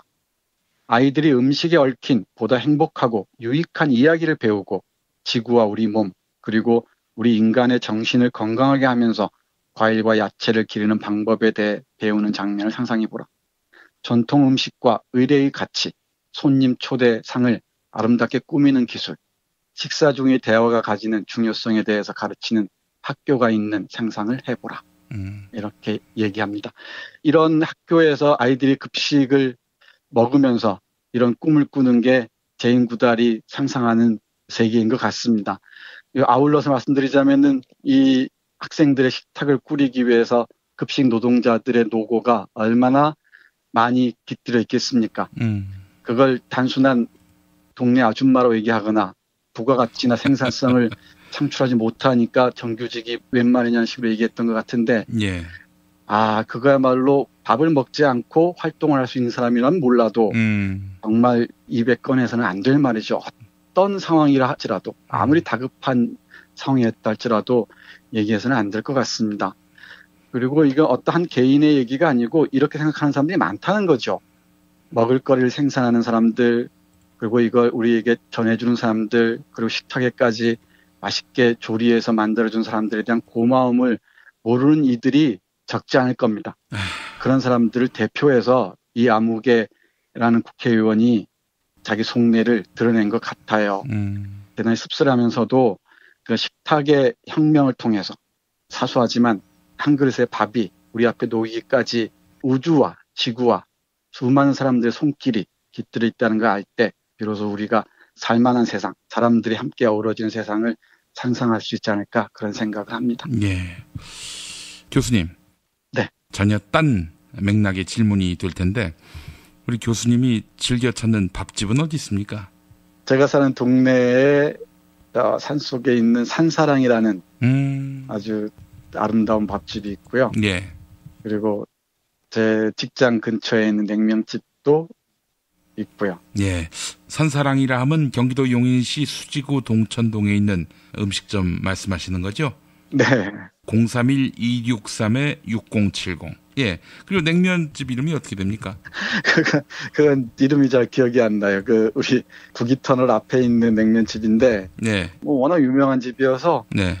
사람들이 많이 찾습니다. 아이, 교수님한테나 유명하죠, 뭐. 혹시 오장동 함흥냉면은 아니고요? 맞습니다. 그 집입니다. 오장동 함흥냉면. 그렇군요. 네. 오장동 함흥냉면. 구기터널 근처에 있는, 여기 전화번호는 안 나와서 네. 알아서 찾아가셔야 될 것 같습니다. 예. 네. 맛있는 집들이야 많죠. 예. 나중에 기회 되면 하나씩 말씀드리기로 하고요. 예, 예. 그리고 제2구달이 마지막에 우리 독자들에게 당부하듯이 얘기하는 게 있습니다. 예. 하나의 물건, 한 끼의 식사를 통해 세상을 바꾸자고 얘기하는 거죠. 우리 소비자의 권리를 통해서 우리 몬센토를 비롯해서 유전자 변형 식품을 만드는 곳들, 그런 도축 회사들 이런 데에 저항할 수 있어야 한다고 얘기합니다. 예. 한 끼의 식사로 세상을 바꿀 수 있는 힘이 어디나 있다고 얘기를 하죠. 예. 이게 일상적이어서 소소해 보여서 아무것도 아닌 것처럼 보이지만은 어쩌면 이게 결정적인지도 모르겠습니다. 예. 알겠습니다. 교수님. 네. 제2구달의 작품. 네. 책 제목이 희망의 밥상입니다. 희망의 밥상. 예. 함께 읽어봤으면 좋겠습니다. 자, 정선태 교수님 오늘 말씀 잘 들었습니다. 네, 고맙습니다.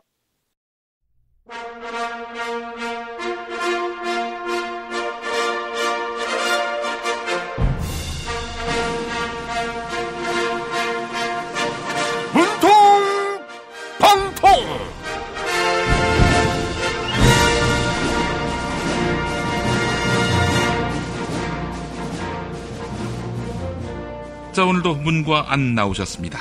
예, 안녕하십니까. 야당과도 소통하는 대통령 문재인입니다.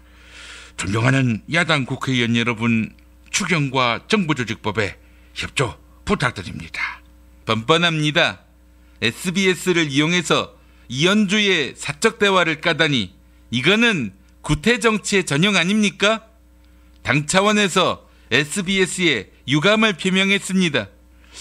근데 말이죠, SBS도 이현주 녹취록 풀버전 공개하자 이러고 있지 않습니까? 정말 안타까운 일입니다. 그나저나 예전에 이희호 여사님 녹취록 간 누군가가 생각나네요. 그 사람들하고 수법이 똑같네요. 왜 엉뚱한 사람들을 끌어들입니까? 문 대통령님은 이 문제에 대해서 책임이 없단 말입니까?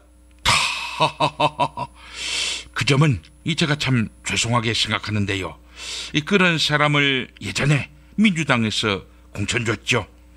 더불어민주당 홍익표 의원도 이현주 같은 사람한테 공천 준 거에 대해 사과했죠. 맞습니다. 이게 다 문재인 때문입니다.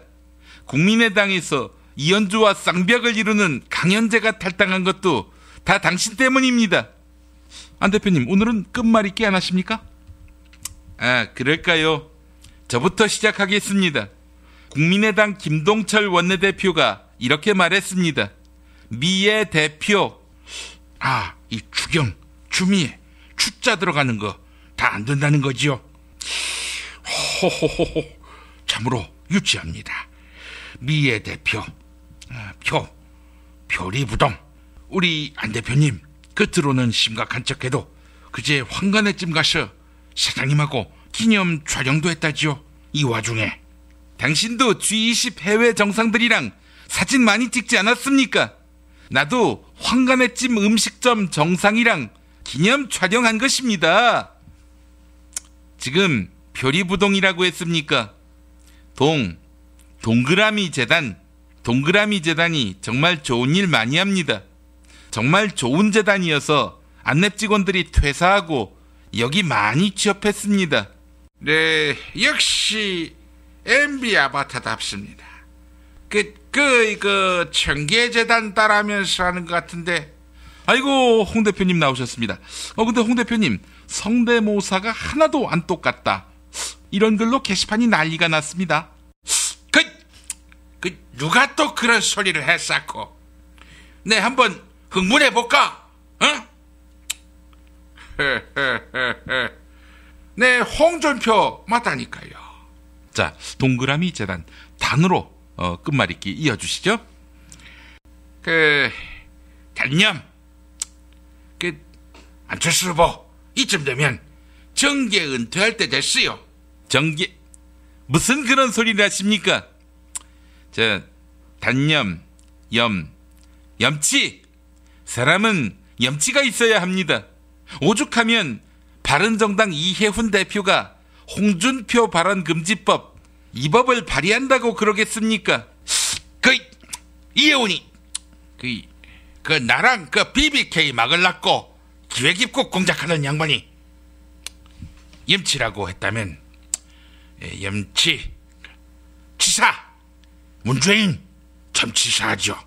이 정권 바뀌었다고 국정원 적폐청산한다고 하고, 눈두렁시계 사건 재조사한다고 하고, 네, 정치보복 이거 하면 안 되죠. 용서치 않을 것입니다. 적폐청산이 왜 보복입니까? 홍 대표님이 적폐입니까? 한 후보 아고통 날아가는 수가 있어요. 진짜 맞는 수가 있다니까. 자, 안 대표님, 치사로 끝났습니다. 사요, 사. 사는 4416 안 됩니까? 무슨 그런 말씀이 다 있습니까? 끝말잇기인데. 자, 안타깝습니다. 애청자 여러분이 안 대표님을 대신해서 끝말잇기 이어주시기 바랍니다. 팟빵 게시판에 치사의 사로 시작하는 단어, 이메일 사연과 함께 남겨주시기 바랍니다. 자, 당첨자께는 천연 재료로만 만드는 비어를 따다 구운 과자 롤 카스테라를 선물합니다. 문통방통 마칩니다. 뉴스 포렌메기로 넘어갑니다. 팔로워 78만이 넘는 김용민 트위터에서는 매일 설문조사가 진행되고 있습니다. 설문조사에서 드러난 민심이 곧 김용민 브리핑의 논조입니다. 국민의당 이현주 의원의 막말 논란이 파장을 낳고 있습니다. SBS 기자와의 통화에서 밥하는 아줌마가 왜 정규직이 돼야 하느냐 이렇게 말한 것인데요. 학교급식 노동자를 향해서 반노동적, 반여성적 발언을 한 것입니다. 이에 전국 학교 비정규직 노조는 국민의당 해체와 이현주 의원 사퇴를 요구하고 있는데요. 이번 사태를 어떻게 풀어나가야 할지 시민들에게 해법을 물었습니다. 총 3,925분이 참여해 주셨는데요. 82% 대부분의 시민들은 이현주 의원이 의원직을 사퇴하고 정계 은퇴해야 한다 이렇게 밝혔습니다. 결국 이현주 의원은 어제 학교 비정규직 노조 관계자들에게 자신의 발언에 대해 사과했는데요. 하지만 일부 기자에게는 왜 자신을 표적으로 삼느냐며 격한 심정을 토로했다고 합니다. 사과의 진정성이 의심되는 부분이지요. 이어서 사과는 물론이고 그 노동자와의 노동 현장 체험을 해야 한다. 이런 의견은 7%, 탈당 또는 출당 후 자숙해야 한다. 이런 의견은 6%, 자신이 비난한 노동자에게 공개 사과해야 한다. 이런 의견은 5%였습니다. 한편 국민의당은 이현주 의원 발언을 보도한 SBS에 강한 유감을 표명했습니다. 설문조사에 참여해주신 여러분 감사합니다.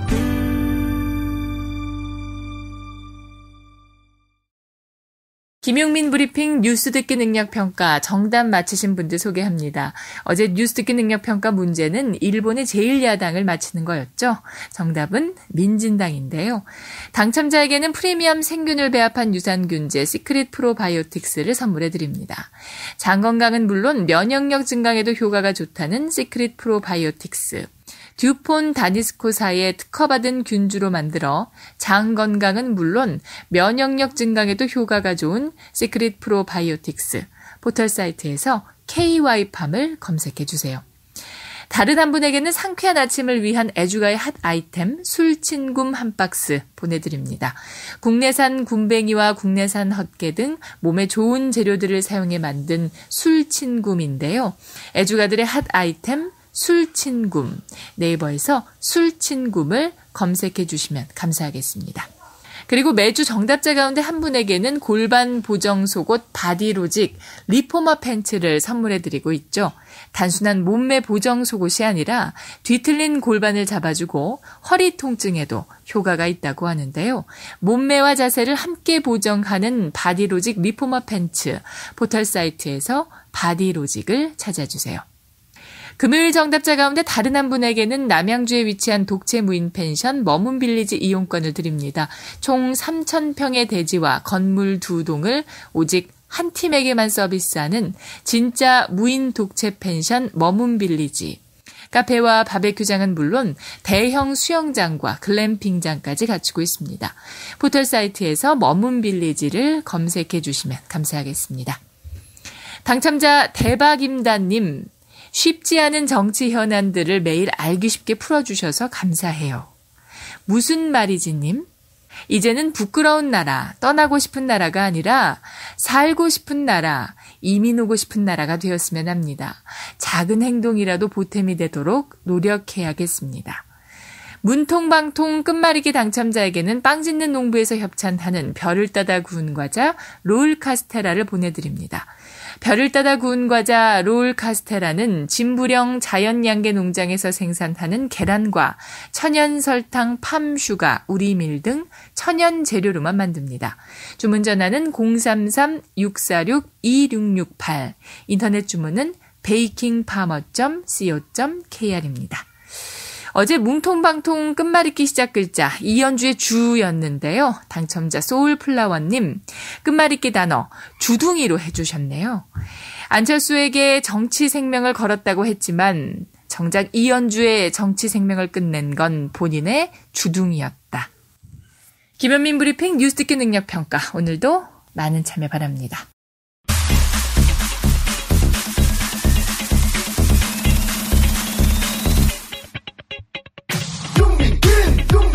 우리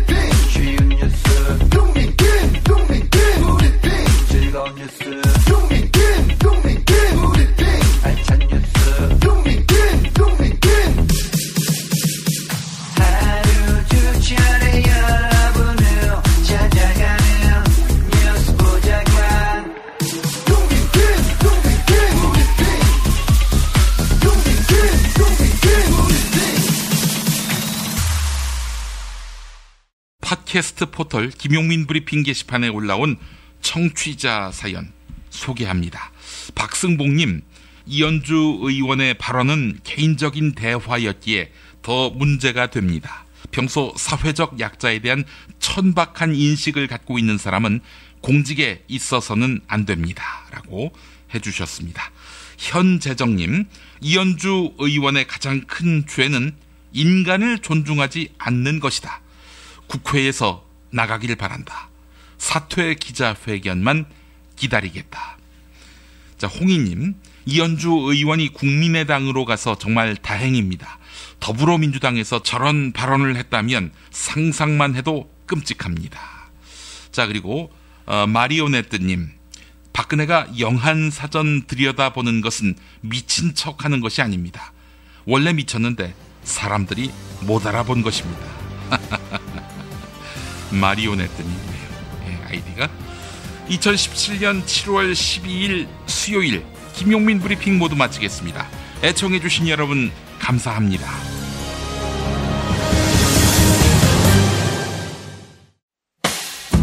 김용민 브리핑과 함께한 시간 어떠셨어요? 다음 시간에도 보다 바르고 알차며 즐거운 정보로 여러분을 찾아가겠습니다. 팟캐스트 포털 팟빵에서 다운로드하기, 구독하기, 별점 주기, 댓글 달기로 응원해주세요. 잊지 마세요. 다운로드하기, 구독하기, 별점 주기, 댓글 달기.